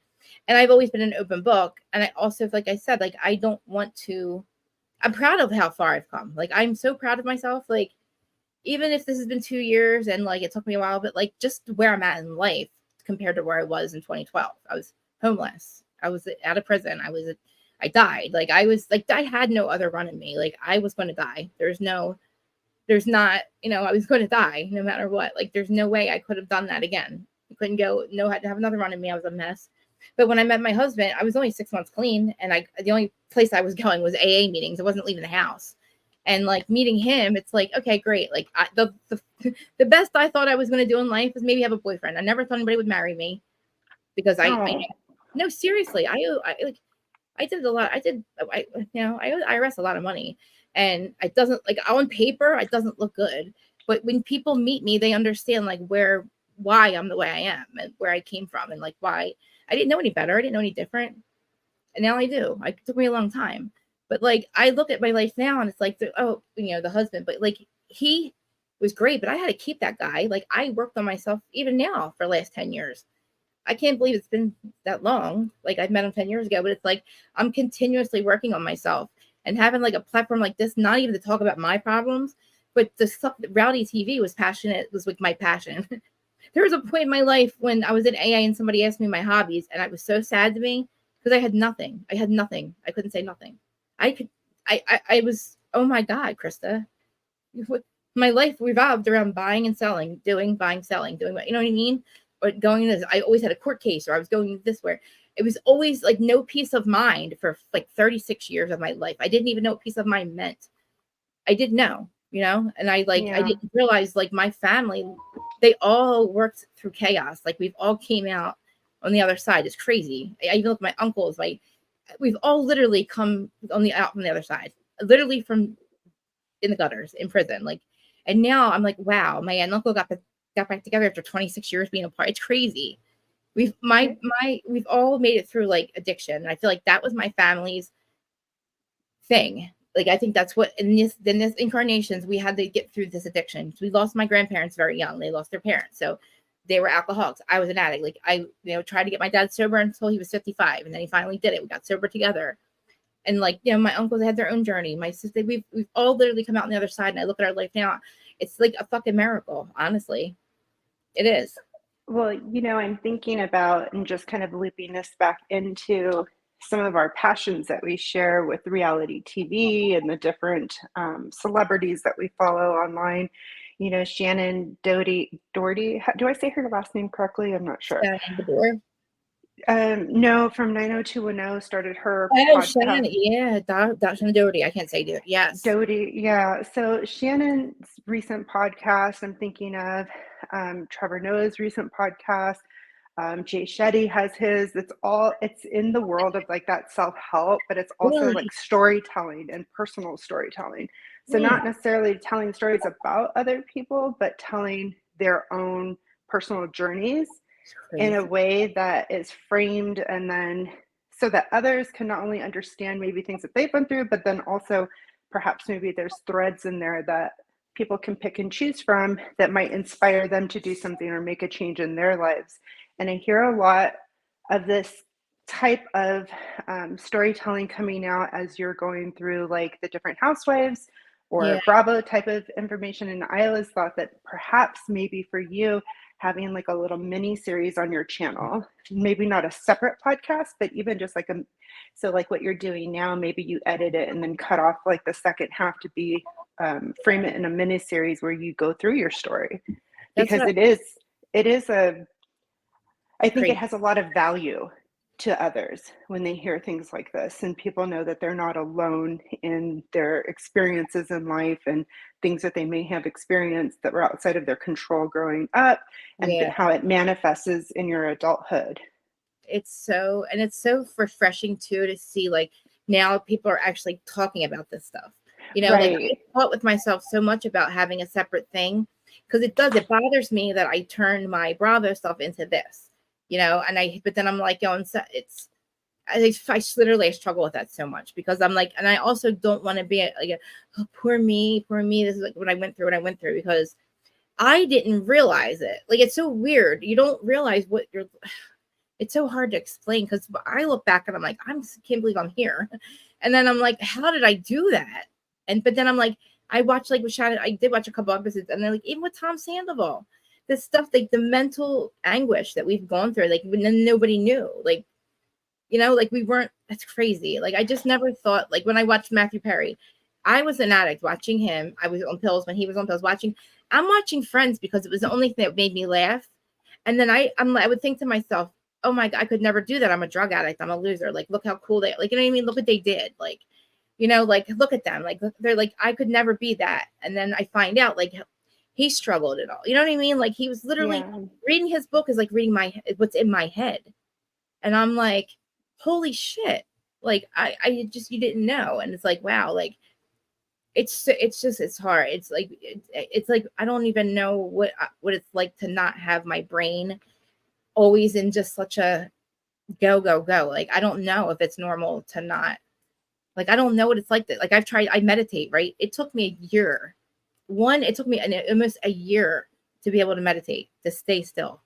Well, I think that there's probably less to do with like, I mean, normal is different for everybody. I know. So I know. I think it's probably too, like, perception is your reality. Like, our perceptions are so different sometimes. Like when I watch Teresa, I gotta say this, like, she's very misunderstood. I know her heart, but she makes me angry. And I the things I point out in her, what I used to have is in me. Like, like with Jax too, it's a reflection, because I used to be Jax. I used to make Teresa still. She flips out like I do, and she says what things she shouldn't say. But I know deep down inside, she's a broken soul. She's a broken soul, and she's struggling right now. And it's like, it makes me sad. But like, it's yeah, I forget why I even started talking about her. That's But it's okay. like, it's just, I know, I would like, even too, I would watch the Jersey Shore. I had no idea Mike was on pill. I'm watching, and I would say the same thing. We were them, but like our Jersey Shore house, we were all doing drugs and drinking. I had no idea. So were they. And I'm just saying, this is what has come out recently. And I'm so proud of him. Like, but I remember at the time watching him get, and I'm like, I'm such a loser. It's like, look at my life. Look what he's done with his life. And like, how can I couldn't do it. I self-medicate. And then I find out like, man, they're like literally like, he was going through the same mental shit I was going through. Literally. Well, crazy. Like I said, I think that your personal story has a lot of value, and it's just sometimes about how you frame it, right? Yeah, I know. And I think that there is space, and especially moving into 2024, just the conversations and topics that people are choosing to center their platforms around, or, are more in that heartfelt, personalized, kind of bringing people back to like more of a human connection. And so I think that you have something here, and it's a matter of like honing in that energy and perhaps maybe giving it its own space so that you can still serve your two passions. I know, you're absolutely right too. Because listen, you're like, everybody says that to me, because I have not separated my brand. Like, I have not separated my personal Facebook. I haven't separated them. You know what I mean? Like, I don't have them set like a personal Facebook and then Facebook brand. I don't have like 2 Instagrams. Like, I have combined them. It's not really a good idea. Like, because again, like, this is supposed to be up Bravo, but I do have that thing. And I don't think, maybe I'll just, like you said, make a mini thing, like still have my channel and just make it like once a week and stick to like the topics. I'm going to start watching some of them and get some ideas, and like, because I really like, I appreciate you saying that. And I do think of it like, wow, like it's hard work. It's very hard work. And I would love to, have people and understand like what I went through and see like what they went through. I was like, would like to talk about this stuff, because I always thought I was, like, I didn't realize how I was until I went away, and I met other people. And then I'm like, oh my God, we're all like, it's not as bad as I thought. But like, again, like there's space for it. And I believe like when I did do that 3-hour thing with my story, I re-listened to it now. And I still have a lot to learn about the way I talk about myself and the way I like you said, the way I frame it and present it. Because, me, I'm just like, blah, blah, blah, blah. I went to prison. Like, I'll just like literally throw that out there, like in the middle of like talking about Bravo. And it's like, holy shit. Versus people. And not everybody receives that type of information the same way. Right. Exactly. And so you will end up having different types of reactions from different people. And that's just how the world functions. Like, it's that type of diversity in the world that makes the world a better place. It's just learning how to communicate amongst that and navigate through some of those personalities, and not letting every single opinion pick us apart. True. And like the way you just said that too, like I always say this, I don't want everything to be perfect. I like problem solving. I like duality with compromise. Like, I don't want everything to be like, oh, great. But you know what I mean? I like to do, like, it's not supposed to be like that. And like, what would we do if everything was perfect? Yeah, it'd be fun for a little bit, but like, I like learning things and going through life and like having projects like this. Like, I don't want, to be like, oh, everything's great, perfect. Yeah, great. Right. Bravo. Because it's really not. Like, there's a lot of times where I would come on here and like, it was so hard. Like, I would do it. But like, I would put on that, put on the thing, my face, and you literally, I didn't realize how much my face tells you how I feel. Like, I just can't hide my feelings. Like, literally, it's on my face. It doesn't matter. If I'm bored, and I'm like, holy shit. Like, I'm like, I have a co-host and I look bored as hell, and I don't mean it. It's just, I realize that I can't hide my feelings. Like, not at all. Even if there's not one on this earth that doesn't know how I feel about them, unfortunately. I can't even lie about it, unfortunately. But they say, at least I get it out. I mean, I don't hold anything in, and that's probably a good thing. Like Lisa Rinna says, she'll never get cancer. Like, right. I was just about to say, like, humans are supposed to have a healthy range of emotions. The goal is to not get stuck in one for very long, right? Like, you're allowed to feel the full rainbow of your emotions, and you should. That's what makes us human. And guess what? I didn't. I blocked them out for like 36 years. I struggled with them, but I was a self-medicator, and I didn't understand that it was okay to go through them. Like now, you like you said, whether sitting in them or getting through them. And now I'm always saying, like, you have to go through them to get over them. And it's like I went through in 3 years all of it, which it felt good. You know what I'm saying? It really felt good to purge that stuff, like, and to really like take control of like what, my energy and like who was in my life and who wasn't in my life, and just getting all, I would fight with people instead of like trying to instead of just walking away and like, look, this is how I feel. That's how you feel. We're different. I was doing it so like, it was so negative all the time. Like you said, I was sitting in all that, and I took on those diagnoses. I made that me. Like I made myself bipolar. Like not that I made myself, but I put those labels on myself and ran with it. You over-identified with your label rather than living with it. Like I I'm made a person it my who identity. lives with. I made it my identity. It was crazy. Oh, I'm a drug addict. Excuse me, I'm bipolar. Like I literally thought to myself, why was I born broken? Like what happened? Like why was I born so broken inside? Like how come I can't be like this person? Like why can't I get up and go to work and be a nurse? You know what I mean? So I struggled so much, and I didn't understand why I'd wake up so happy. But then I would go around people and it would be miserable. And I'm like, I didn't realize what was happening. That was taking on other energies and taking on other emotions. And like, just, I feel everything. So I would look at people that would like, all right. So just for instance, what's his name? He got in the helicopter crash in Minnesota. They died. What's his name? Not Lamar. Kobe? Yeah. So that happens. And I'm bawling my eyes out. My husband's like, oh, he's going to, I was like, you're fucking Jeffrey fucking Dahmer. I'm like, how are you crying right now? No, Krista. I said, this is sad. And then I thought to myself, like, he's right. I don't know this person. I didn't understand empathy at all. I knew what it was, but I didn't realize I was also taking on their emotions. And that's like, why would I cry? I didn't know that, but like, I still cry about it. And I understand life now. Like, but I would look at him. I'm like, you're fucking Jeffrey Dahmer, motherfucker. You got no emotion. Like, I cannot be married to you any longer. How do you not feel this? And I'm like, I love you so much. Why don't you love me? And I'm like, Krista, Jesus, my God. Like, literally, my license plate, when I think I was 21, my license plate said psycho on it. That's why I said take on an identity. Like, I really like took that on and thought it was like, That's funny. I sound like a crazy person. I get it. On paper, I'm a fucking mess, but not the last 10 years. I'm a podcaster, a crafter, I'm a gardener.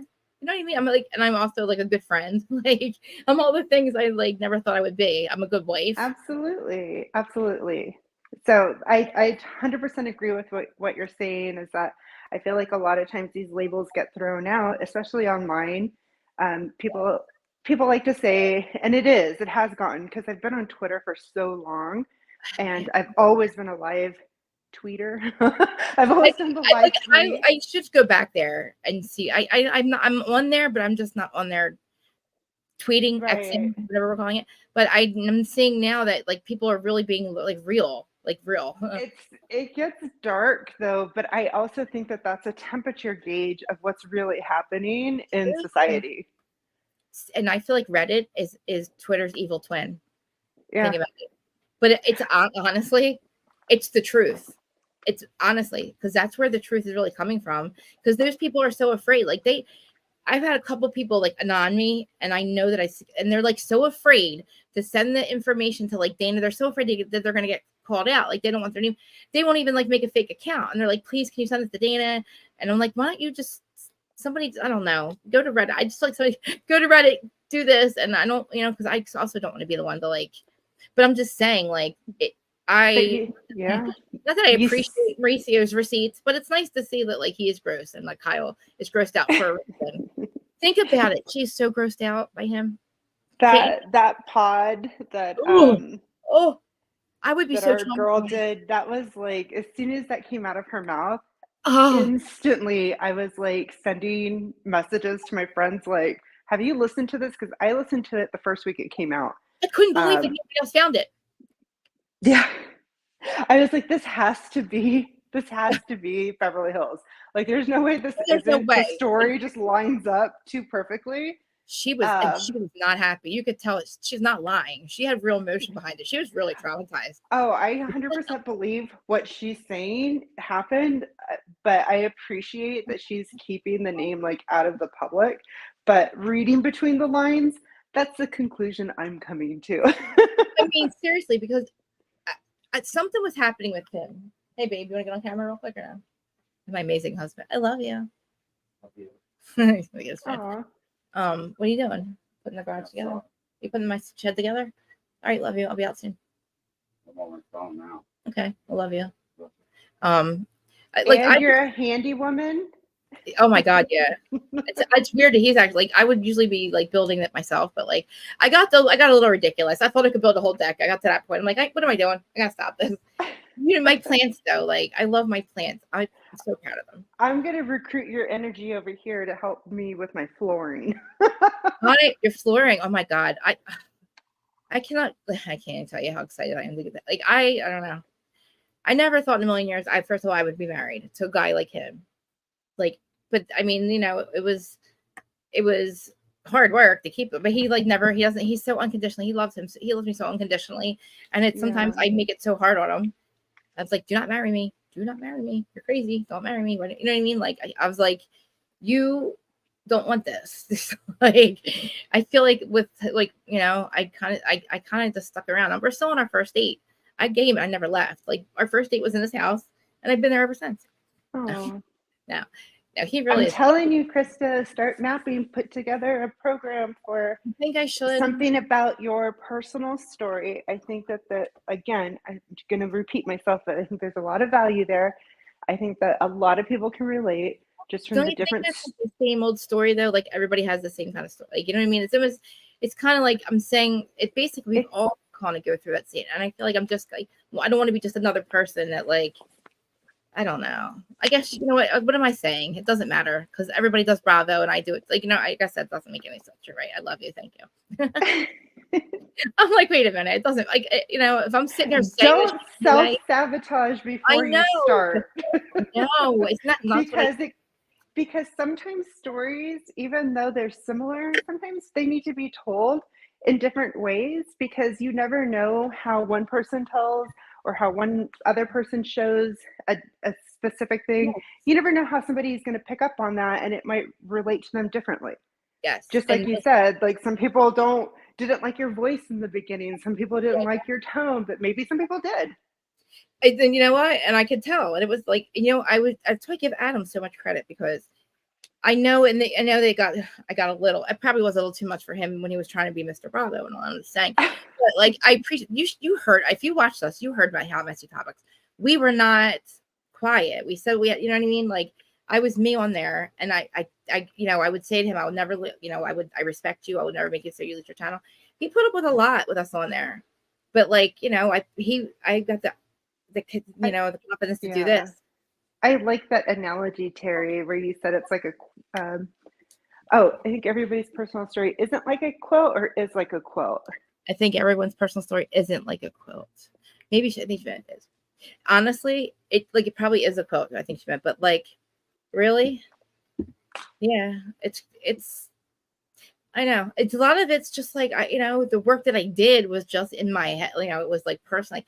It's not like I was like going to like some retreat or anything. I worked on myself personally. Like, and my husband was like at one point I stopped working and I was able to stay home, feel safe, have peace of mind in where I'm living. Because I've like very traumatized by things like I for a long time thought my house was rated. I have peace of mind here, and I was able to really like work on myself and get off. Like I don't take any medication anymore, so I don't take anything for bipolar. Like all that lithium and stuff. I was on it for so long that I really believe now that it was keeping me sick because I was not dealing with my emotions. Think about it. I was masking it. I was literally taking lithium and like a lot of psych meds. So yeah.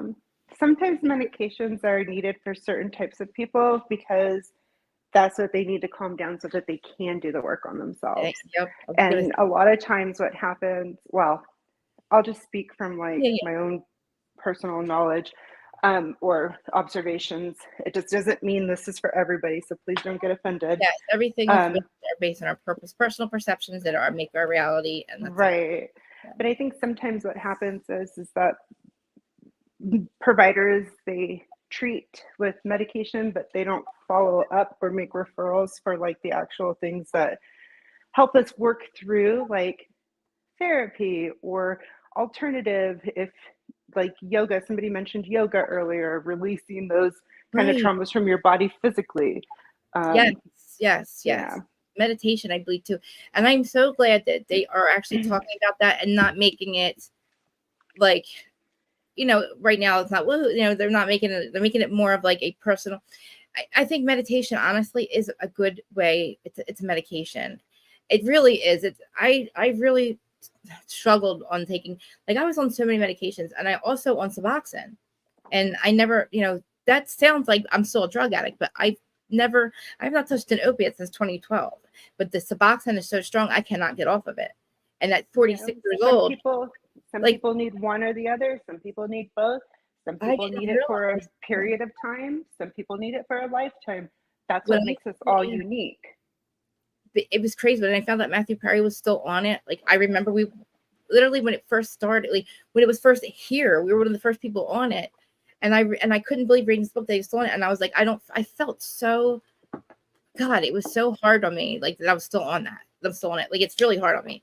But like I know that I don't have anything else. But when I realized it, like it's okay. Like I don't believe that's what killed him. But like just to know that I know there's a million people on it. But like just to hear somebody say like it sucks. I don't think that's what unalives Mr. But like just saying that alone, it's like I have to go through this whole thing. Well, I'm only on a little bit of that. I was a heroin addict, and I died. Like I didn't have, like I feel like that. Honestly, I also was addicted to taking something every day. So since I was 22 years old, I've been popping something every day in my life to function, whether it was Suboxone or pills or cocaine or meth. I was an addict, and I'm still taking that Suboxone every day, and I'm literally afraid to not take it. It's so effed up, and it really was not me. It was not supposed to be a long-term thing. There's another channel, Pascal. So he had a whole panel we were talking about. A lot of us were on it. We were talking about like the Matthew Perry thing, and like I realized that so many other people struggle with it and have normal lives like I do, and are on that and have to be on it. And it's okay. Like I wish that there was an easier way to get off of it. I've heard there is, but again, I mentally believe I'm addicted to. Like I'm also mentally addicted to taking something, and I'm not. I didn't want to do ketamine because I was afraid I'd be addicted to it. And I think watching Adriana is very triggering. I don't know why they allowed that on there. Again, I'm perceiving it a different way. Maybe I thought that was dangerous. I thought that could have been triggering. I thought that. I think that they probably should flag. Sorry, I'm also washing dishes at the same time. I think that they should probably flag some of that content in the beginning of the show, because when you think about VPR, they've had like really open conversations about like mushrooms, and then actually like on the shows, I think didn't the Toms, I don't know if it's one of the reviews, but they talked about like a lot of that stuff, like, oh, we're going to eat shrooms and come up with creative ideas. And so they showed it. So it's, even though it's like legal in some areas or some states, I still think that like, I don't know all the rules around it, to be honest, but I do think that like it works. They probably needs to like be some top-loaded message that says there's going to be drug use, or there's going to be alternative substances used. If this is a trigger for you, you should know this in advance, because it's almost like they're talking about it with a really heavy fondness to be in an altered state. And people, the broader audience that's watching this, are not all necessarily like 25-year-old young people that are just are talking about it on Twitter. There's a range of people that are watching these shows now. The audience is much broader than it was years ago. And I saw it, and I see it slowly like blossoming into talking about spirituality and talking about all that, getting into it. It's like you can see the progression, but I can see like it's.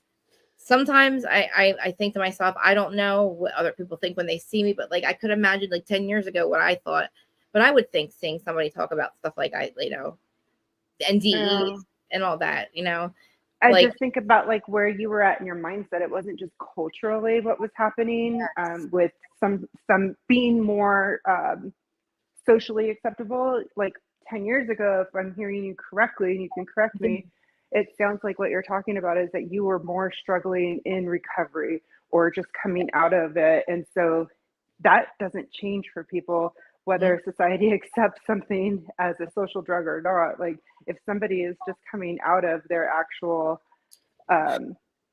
struggles or whatever it is, addictions that they're working through, and they're watching shows as an alternative to maybe some other type of behavior, and then this stuff comes on, it could be a little triggering. So yeah. And there's also just, it's like addiction transfer. I didn't even understand addiction transfer, but I've had, like, I started out being addicted to shopping at 16, 17 years old. I was so addicted to shopping. Then I was addicted to sex. Then I was addicted to drugs. Like I was like, holy crap. I didn't realize the pattern. And then I'm like, man, like everybody's always treating the symptoms, but they never really treat the actual issue. And there is really, I don't think it's this, like if you're self-medicating, like you said, I had to literally go through all of the emotions. I really had to process whatever was making me, I couldn't understand it. I'm like, why do I want to, every day, I couldn't understand. I was mad at myself. Why do I need to be out of my head? Why do I want this so badly that I can't do it? And then nobody would actually even know I was on drugs because it made me function normally. It's crazy. Well, like kind of like the stages of grief. Everybody talks about that because everybody's experienced loss at some point in their life, right? So it's a lot easier to take like situational the stages of grief and the different stages that you have to process to really kind of get through it, and where people can get stuck sometimes. Yes, it's very similar for other. You can apply that same kind of concept to other challenges that you might be experiencing, whether it's like addictions or you're living in recovery or just general mental health. There's a lot of things like that that can happen that are pitfalls and that can keep you stuck. I know. And I was just talking to somebody recently, like right now, I think there's like this one loop. There's one, I'm starting to do this. Do you know what CTT is? I'll send you a thing. Yeah, I just started doing it. And I'm telling you, like, I don't even want to say anything about it right now because it's kind of very controversial, but like, I believe in it. And I was stuck in a loop. There's a couple of things I was like, I didn't realize that I was still going through it. But, yeah, I'm telling you, I got triggered by seeing it. I didn't really want to admit to it, but like, I got triggered by watching all the ketamine stuff because I used to do that stuff. Like I really did that drug, and being an addict, like I didn't want to start thinking about it. That's all me though. But like, I also was like, wow, how many other people just watched this scene and like, Jesus Christ, I want to go do K. She was in a whole, like, it just, to me, I was like, wow. And maybe it's to make awareness. Maybe it's to bring awareness to it. And that's why it was allowed. I don't know. But to me, I'm just glad, that the topics are more open now. And like, people are actually like the people that we watch on TV or we are so, like the Kardashians, we're watching them really go through real life. And it's like, wow, they go through real life. Like, celebrities are people too. Paris in Love season 2. Oh my God. It keeps coming accidentally on. I accidentally just watched all 3 of the thing. Then it went to season 1 night, and I was like, "Oh my God!" I thought it was like the beginning of the other documentary, and I realized it was the actual beginning of the Kardashians. I keep pushing you to watch it because the last 2 episodes are so good, Krista. Of season 2. Season 2. Okay, I just can't even believe. I don't know. When what's his name? Jeffrey Weintraub, whenever Scott's guy, he was explaining it like Hollywood, and I was like, wow, how dumb. I didn't realize that goddamn sex tape was purposeful. How stupid am I? Yeah. I'm watching it, and I didn't realize, well, who the heck was holding the camera? Or like, and I'm like, wait a minute, the one with that. I was like, wait a minute, they're actually talking about doing the. Wait a minute, Chris, holy shit. But look what happened. They were literally, they probably still are the most powerful women in Hollywood. I agree. It's crazy. I agree, Terry. I see Terry's I just saw Terry's comment pop up. Sorry, I'm kind of delayed here. Bravo, I think that has to transition with the times. There was a point in history where like this wasn't a priority, in the hierarchy of needs when it comes to shows and like what they show, how we respond to it, or how we manage it. But I do think that Bravo needs to kind of step up with some of that stuff. Yeah, because I also too, I was watching, I was saying it was the rock bottom of reality. I was watching a lot of their shows and seeing now the downfall of like with the addiction stuff. And it was like, they kind of like they liked it because it was drama. The producers, they were like pushing, and I'm not saying the reality reckoning, but I could see, I was like, wow. I don't know, the one show that tried to be like the Jersey Shore, if it's Florida something, the one guy on there, he got really bad. And it's like, and they wanted that. They wanted the drama. They wanted him to be messed up. And I was like, damn, like, no, like, dude. Well, maybe the purpose of podcasters and YouTubers and content creators will be to demonstrate how to be more responsible than what the networks have been, right? Maybe it's not necessarily your responsibility, and I say your as a collective, but it's not necessarily their responsibility to take on that reckoning. However, it's like leading by example, because ultimately, like the moderators and the people that Bravo does actually endorse to discuss these shows socially, they're not, I mean, they're big because they're associated with Bravo, but I don't watch any of them. I don't watch Danny Pellegrino or whatever. That's the water. Yeah, I don't watch like any, I don't listen to, I don't do anything Michael Rappaport. There's nobody on there that I can think of. Jeff Lewis, I follow because he was on the shows. It's like he was birthed from it, right? And he used to be my hero, but then I thought, oh, he really does have to.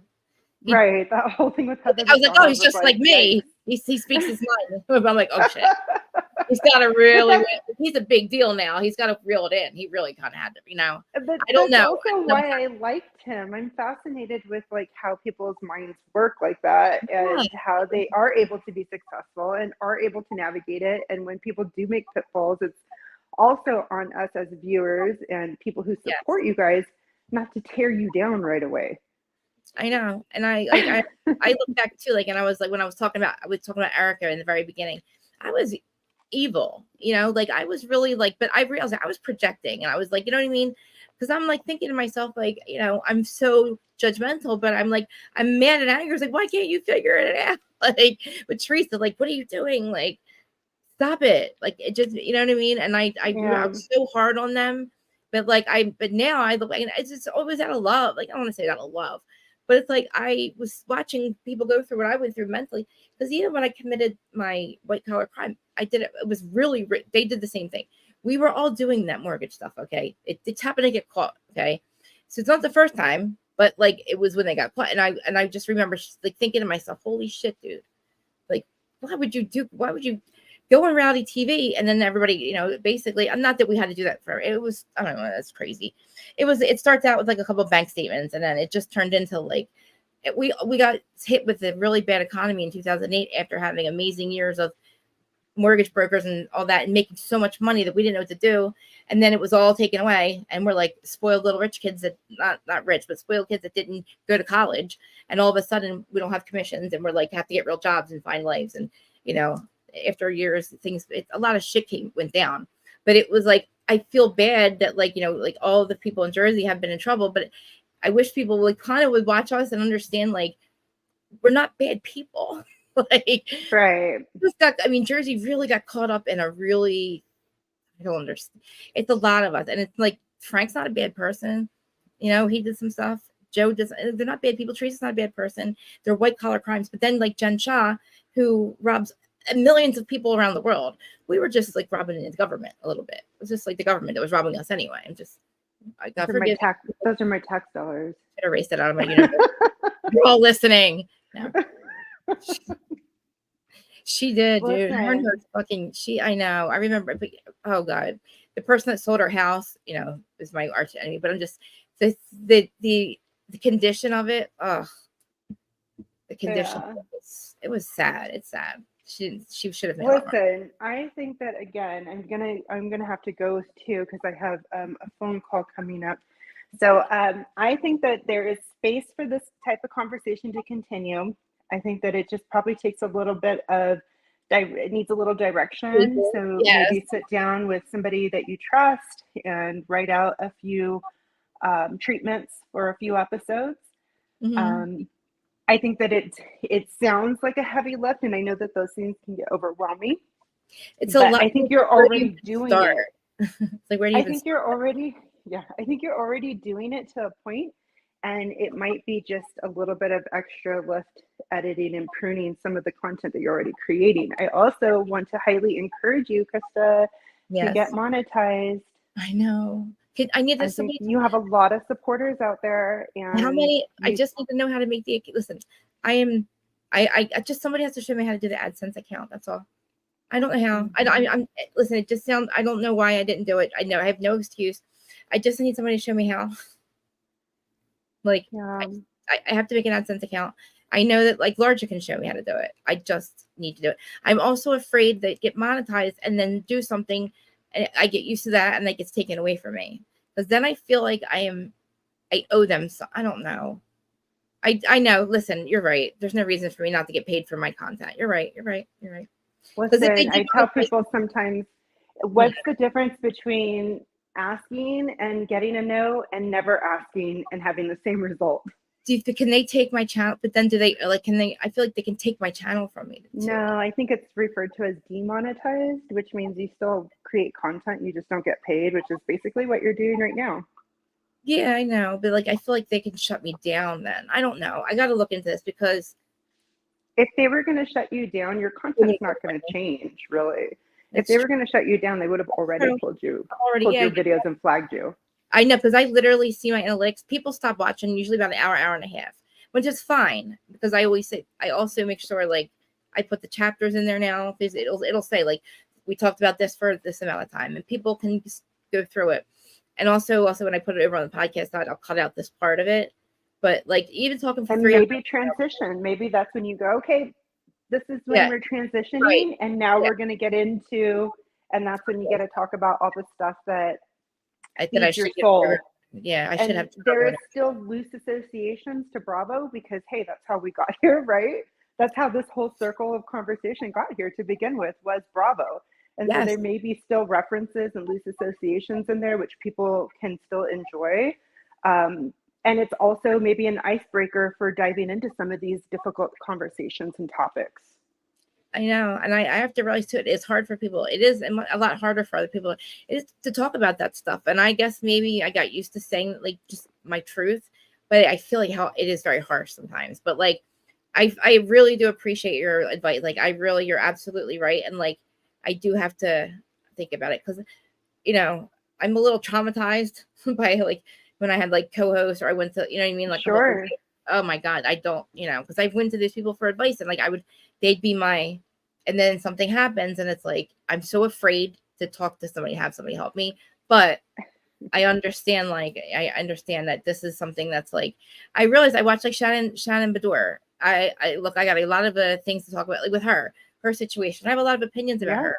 And then we have like mental health people with mental health with Kyle.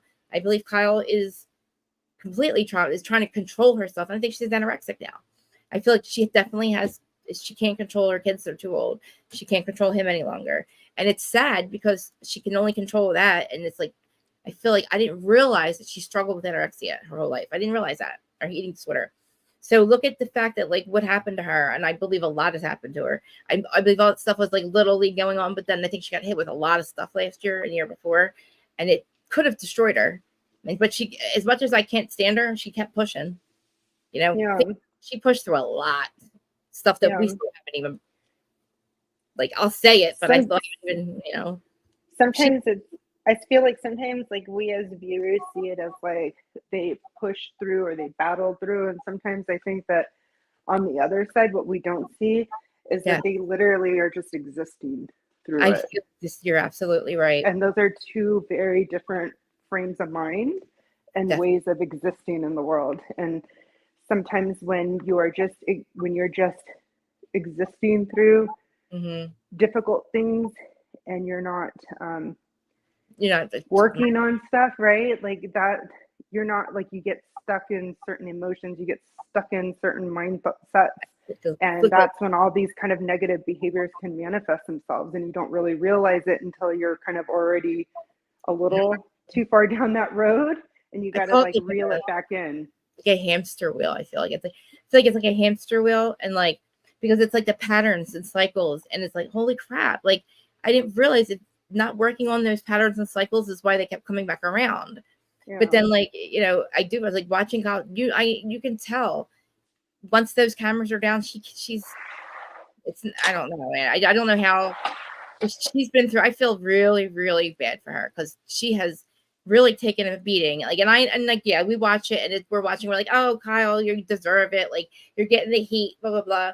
I mean, like, give her credit for showing up, man. Like, because she's going through it. And like, I feel like Erica was just existing. I feel like Erica's, maybe it's fake, but I feel like Erica's finally having some type of feelings. I feel like when she was going with Tom, I feel like she started to like literally just, like you said, exist.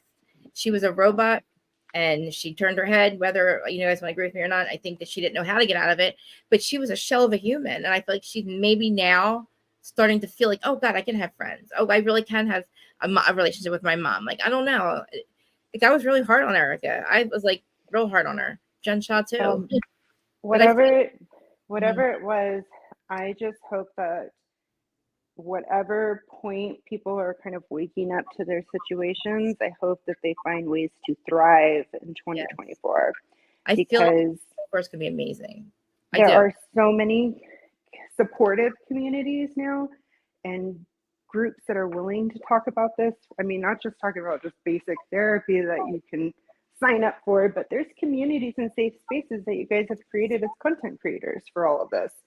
Yes. I think it's just, again, redirecting some of that energy. And if that's something you really want to do, and it's not for everybody, especially people who have been through recovery, sometimes that's a lot of personal responsibility that people don't want to take on, because it could, down the road, just like a therapist, could impact them, because it's a lot of weight to carry. I know, and I feel like I should be more responsible too with my content. Like, I should be more responsible with the content, like with what I say, and and having it be in between. Because, you know, I should not be saying things like in the middle of me talking about, like, recapping. Oh, because she did it, I did it too. You know what I mean? And throwing that in there is like, holy crap! Like, it does. You know, like, I do got to make it safer. I should make it safer for them and myself. Like you said, like, there's just a way that I have to reel it in and go about it. I like the way Mims is another content creator that I follow, and he always says he's fair but shady, and Kempire says he twerks on a fence, because we have opinions, and they can change over time, and we're allowed situational or what we're watching, you can have a reaction to it, but to carry a negative response or a reaction across a long period of time for people that we don't know is like, I know. I was like, what am unhealthy. I doing? Taking years off my life. I don't even know her. But I feel like too, like, I'm like, but I can see the human, and like, I like with Rachel Raquel, I could see the human side of her. I could rehumanize her and really sympathize with her and Tom.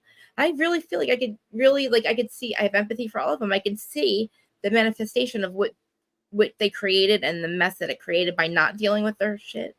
And it's like, it's a shame. Like, I feel like I want her to have I want her to have this podcast, and I want it to be a safe space for Rachel. And I think that it, you know, as much as scandal, it felt like it literally was weird how much it affected people. But I think it's because finally we're like, wow, look at what's been going on behind the scenes, this manifesting of all this awful, awful situation that occurred. Rachel hurt so many people, like, really damaged a lot of things. But like, I felt like, okay, now we're on the other side of it. Now we can talk about our feeling. You know what I mean? Now now we can figure out, why did he do this? Why? I just too, like, I'm very interested in, like, how I reacted in my situations, and how other people reacted, and why. Like, what made you, you know what I mean? What made you be able to do it this? Because we've all done it differently, you know? Right. Like, so you'll have your hot, messy side with whose side are you on? And then you'll have a back end side, maybe a series of, and why did we tell me more. Why did we feel like this? Yeah, exactly. Like, okay, let's talk about it now. No, I've thought about it too. Like, yeah. And I guess, yeah, speaking of really honestly, like, it's a double-edged sword, you know? Yeah. Like, yeah. I hope eventually it does start to help people. I mean, honestly, even though I'm just sitting here and like I'm not monetized, whatever, like, you know, to see that you can really change your life. Like, I really had to work at it. It's hard work every day, you know, like people that have like, you know, issues like with their like mentally with me, like I have to literally deal with it 24/7, and it's fine. And sometimes I do it. There's times I don't think about it at all. But like just there's days where like it's hard for me to even get on here, and it's like wow, like it's you know it takes a lot. But like I feel like you know I'm sitting here and it doesn't look like I've come very far. But when you hear my story, you feel like holy crap, you Well, know, like you're growing through it, Krista. yeah. It's amazing sometimes. And when people say that to me, I'm like, nah, I'm a loser. Like, you know what I mean? Like, oh, I just did it because I had to. But then I think I'm like, wow, I really like, wow. I can see the pattern. I can see like now the synchronizations, like what and why I went through this thing and why I had, you know what I mean? It's crazy. It's like, it's crazy on paper to see where I was, to write it down, and then like where I'm at. And I'm like, there's no way. Like, I don't know. But Okay, well, I have a 12:30, I'm so so sorry. I'm going to say goodbye.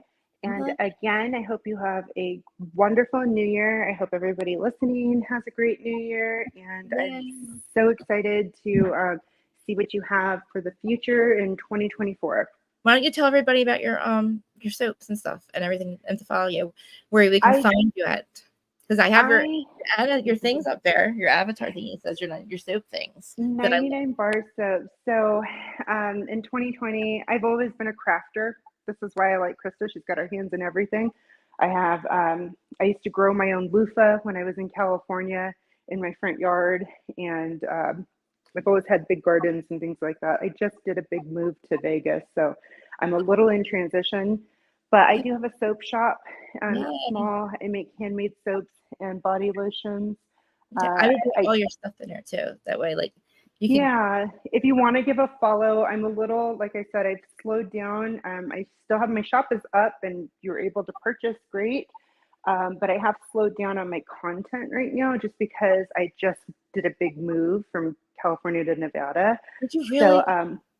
I'm hoping that by maybe summertime, I'll get kind of back in the swing. I was doing some remodeling. But you follow me on 99 Bar Soaps. Yes. It's everywhere. It's on TikTok. It's on IG. I started a YouTube. Like Krista, I don't edit my stuff. I just kind of did a live and I was like, let's see how this goes. I'll make some soap online live and talking to myself at 2 a.m. I know. The first time I tried to do this, I was like, I can't do this. I'm talking to myself. But like honestly, getting on platforms like this and like you know, I know you have to go and everything, but it really it made a hell of a difference for Adam to allow me to come up and practice basically, you know. I give you credit, girl. Me going on Instagram Live today, I know it stops you after an hour. I was scared. I don't even know why. I'm on here every fucking day. Every day. Well, if you decide to start a mini series, I will. Yeah, for those, if you go to my soap content channel, yes, I think I talk a little bit about who I am and what I do in my actual professional life, but I do work in the world of mental health for the past 15 years. So, but yeah, so I get a little, but I need you. I need you. If you do start your own channel or a series, not a different, I don't think people need different channels, but I guess a sub channel, like a subreddit. I'm not subreddit, like just a separate part. Start a little mini series or something, like how people have their book clubs and people do certain things on certain days. Yes. And I would love to hear more about you because that's what makes this channel unique. And that's what makes these lives fun to kind of engage in, is to hear these different stories. Yeah. Okay? Good. I so appreciate you. And thank you so much. Terry, don't eat soap. So many people I know. I wanted to make sure you saw that before you go. Everybody, oh my God, everybody always wants to put. I no lie. I've got to call this. It's for my flooring. I'm having the flooring changed, and I told the flooring guy I'd call him at noon, and it's already 12:30. It's like 12. But I know I'm the same way. I could talk forever. But Terry, let me just tell you one thing. My great aunt sent my mom a text, and it got to me that my great uncle got into her room for something and came back out and was like, "What is this? I just took a bite of it." Like, it's so gross. Like, it smelled good, but it's so gross. I wanted to eat a my bite soap. out of one of my soaps and It thought it smells was a so cookie. good. I want to eat it. I'm like, I was sending it to Adam. I was like, I would got my own. I'm like, it was smelled so fucking good. Oh my God. I feel like, and some of those soaps that I was making have like kind of those cupcake looking tops and stuff, and I stopped doing it because I feel like I either need to change the name of the company, like, don't eat soap. I love it. I love it. I love it. It's 3:33, by the way. Okay, yeah, I really do gotta go. You gotta go. Thank you so much. Guys. Happy New Year. Bye. Happy New Year. Oh my God, yeah, Happy New Year. I keep forgetting. Oh, guys, I love you. Everybody, I mean, I don't think I've talked this long in a while. That is such a good idea. We got to get soap for literally make a soap for potty mouths, because we all could use the potty mouth soap, honestly. But I appreciate her saying that. And I do apologize because I do say things very like randomly. And if you don't understand the context behind it, it's like, oh God, this girl's crazy. But like, I've come a long way. Don't be mad at it. I will. I'm thinking. I know we've talked about this for a while, doing like a sub channel. I don't want to get an extra channel, but I will. I think I'm gonna call it like a mental health check-in or something. I don't know. We'll figure it out. But and I won't talk about stuff unless you ask me, because I don't want to, I know. Like Jersey's really bad. Like we are potty mouths. It's a shame. I think it really, and I was thinking about all the reality shows that have Jersey in their name. It's like, wow, all we did was fight, scream, and yell, and then we love each other the next day. And like from Miami's crazy. See, Miami's a vibe that I want to like. I would love to experience Miami. I feel like Miami is so like. I just remember I remember Miami Vice. It just reminds me of Miami Vice, the back in the 80s, like, but like a modern version of Miami Vice. Just very like. Miami seems like it would be fun. It'd be very peaceful because I have to be on the coast. You guys know I got to be near water. Water to me is my peace. Like, I don't understand. It's hard for me to even explain why. Probably because I was a mermaid in past life. But like, I need to have a pool by me, or like the ocean. Like, can't imagine not having water near me. So I even have my pool's like only half empty. It's my peace. I told you, it took me a whole year to meditate because look how I can't sit still.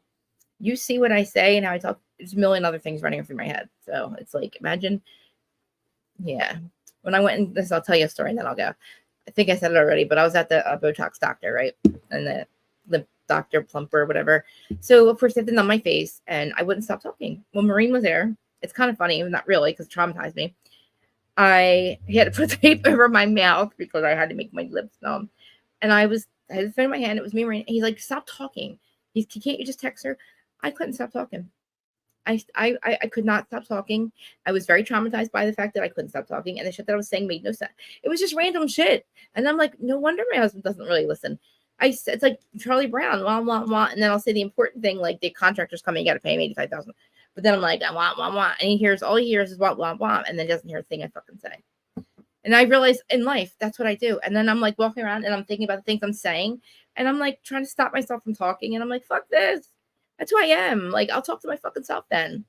People are like, you talk too much. I'm like, I say a lot of shit that doesn't make any sense. Not it doesn't make any sense, but it's just shit that doesn't really need to be said.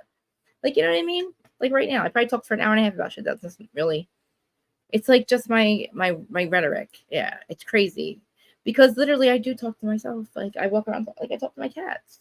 I talk to my plants. My neighbors probably think I'm crazy. I am communicating with them in a certain way, but it just looks crazy. I mean, come on, I have 4 of these little guys. I wish I should start posting my Snow White stuff. I will. I'm gonna do a whole. I gotta do a whole separate thing because I want you guys to see. Because I sound nuts when I say like talk about my wild animal kingdom out back.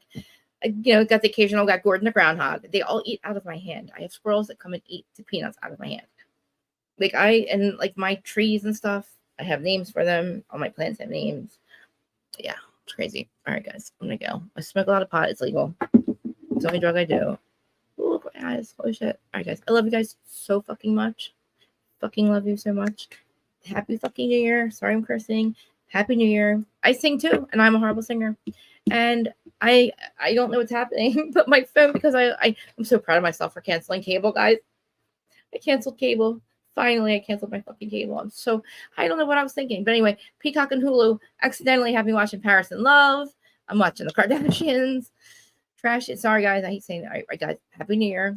3 hours and 23 minutes. I feel like I'm leaving you guys forever or something. Happy anniversary to us. You guys, it's like, you guys really, Terry, it's really been 2 years. 2 years tomorrow. No, 2 years, January 1st.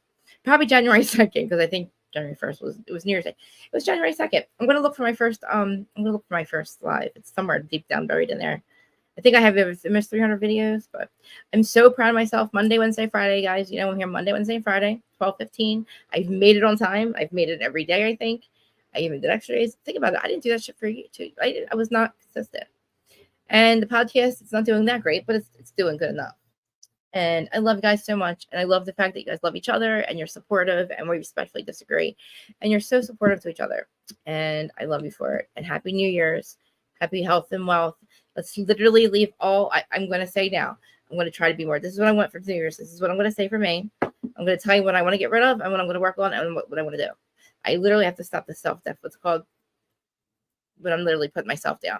I got to figure out, I got to like shape that in a different way, because I really don't want to bring that into 2024. I'm excited about next year.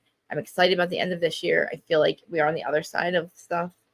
And I do want to do a separate channel. And I will talk about that stuff, but I just got to realize, like, I want to talk about spirituality, but that's not a topic for Bravo.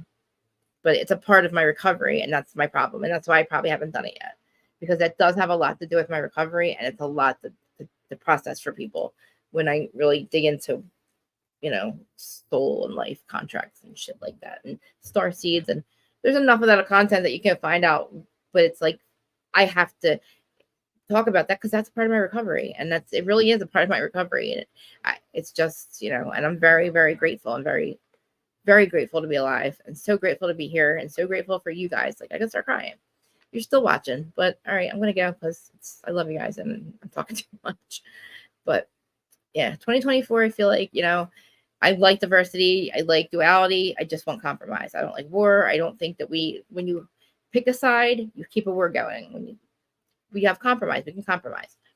You know, we all need to like send love and light out. And yeah, like, see, it's weird because I've went through all my issues one by one, but I don't know where to start when I try to talk about to even get there. That's why that thing that I have for 3 hours long, it's just telling you all the negative things I've done and the bad things I've done. It's nothing about what, you know, a little bit about recovery, but not how I did this. So I had to make that private, but I know that's a lot, you know, fucking a lot. And it's hard. I don't want to bring my family into it because it's not their life. You know, I feel bad. They don't have to be, you know, their stuff doesn't have to be out here, but you know, I can talk about it, what's happened in the last 10 years. And I love my family. Just know that I love them. And we've all come so fucking far. And, you know, I'm proud of myself. I'm proud of them. I'm proud. I look around, I'm proud of all of us. Like, it was, you know, we went through a lot. When they lost their parents, when they lost my grandparents, my family was broken, and it was broken for a long time. And we've all healed from it, but it's like, yeah, it's a lot, but it's a lot about, it has to do with my recovery too. I feel like, I'm not gonna say this, but I was very angry when my grandparents died so young, like 42 and 47. They were my everything. They were everything to us. And I've been so angry about it for so long. And now I feel like I understand why it happened. But I don't think that we've all would have gotten through addiction and alcoholism without them on the other side. I feel like they were on the other side pushing us through, because we've all made it to recovery. My 2 uncles, my dad, me, we've broken the cycle. And I feel like because my nieces and my nephews, the grandkids, are not, you know, they are doing it. They're not, you know, they're working through stuff. But like we were addicts and alcoholics to the worst, in prison, gambling. Like, we were in prison, like, we were in it. And then and now we're out of it. And I'm proud of my dad. Like, I'm proud of my uncles. I'm like very proud of all of us. So, like I said, it's not their story. Like, that's nothing. Like, that's not like a secret, a family secret. But, you know, a lot of it, my recovery has to do a lot to do with all that. But I love them, and I love you, and the friends that I had to get rid of, they understand why. Our journeys are different. That's all. And the ones I had to keep, I had to work through all that. And not that I keep friends, but you know what I'm saying. And you guys are so fucking important to me. I'm not monetized. It's your friendship, it's your like support, it's your like you guys even being supportive of each other. That means so much to me. That is a lot to do with it too.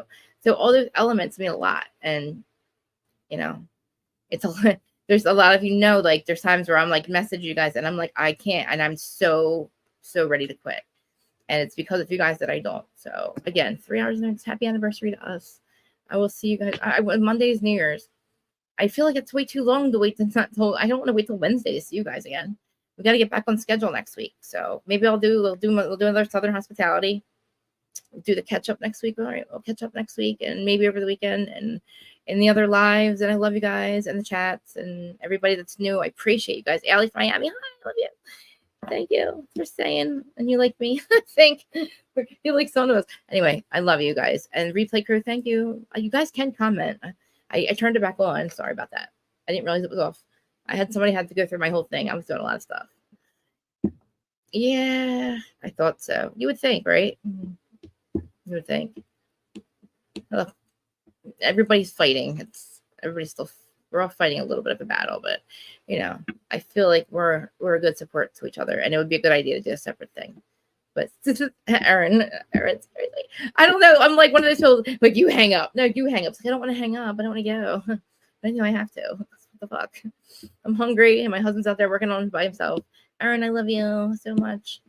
And yeah, I think I am going to do a separate thing because Aaron knows I'll just be out. We'll be in the middle of Bravo. And I'm like, why was I going to present?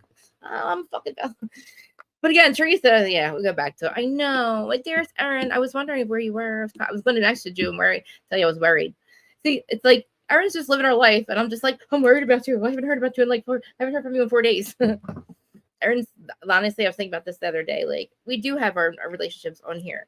But, like, Aaron is my friend off of here. Like, I literally can call her. And I don't know what I would do without her. Aaron, I love you. Your support means everything. Your friendship means everything. And it's like, it's weird. And I'm glad that we've all found each other because we do have real friendships, I believe, a lot of us. And people call it parasocial, whatever, but it's not really like that. We're not famous people, you know. I was wondering, I could see there's a lot of people I just couldn't see. I was going to go through later. I really shouldn't have to, I shouldn't do that, but it doesn't matter. I love you guys so much. I love you. I know I'm just sitting here going blah, blah, blah, blah, blah. I'm just talking because I'm high. All right. I love you guys. Aaron, I know where to go. I don't know if Zach has what is today? Is today Friday? I've been trying to make Zach's lives. I ordered a Zach Pack sweatshirt and I got it what was it? Jason's. I ordered Jason's t-shirt. I'm bad. I'm gonna wear it. Is that bad? Should I wear it before 2024? I should wear it. I don't want to bring it. I said we're gonna leave the snake in 2023, but like I ordered a sweatshirt and I ordered a t-shirt. I got it to wear it. I got it at Jason's or something at Jason's. I forget, but I did it. I got it. I got a Zach Pack sweatshirt and I'm gonna wear it because you know it doesn't matter whatever they were doing. It's like their own. You know, I didn't have to choose because somebody chose for me, but it's not about that. It's about how much like we do all support each other. So, all right, guys, I gotta stop repeating myself. I love you, and I will see you in the chat, and hopefully before Monday, or before Wednesday, because that's way too fucking long not to see you guys. You know what I'm saying? All right, love you. Don't forget to hit the notifications, please. Hit the all.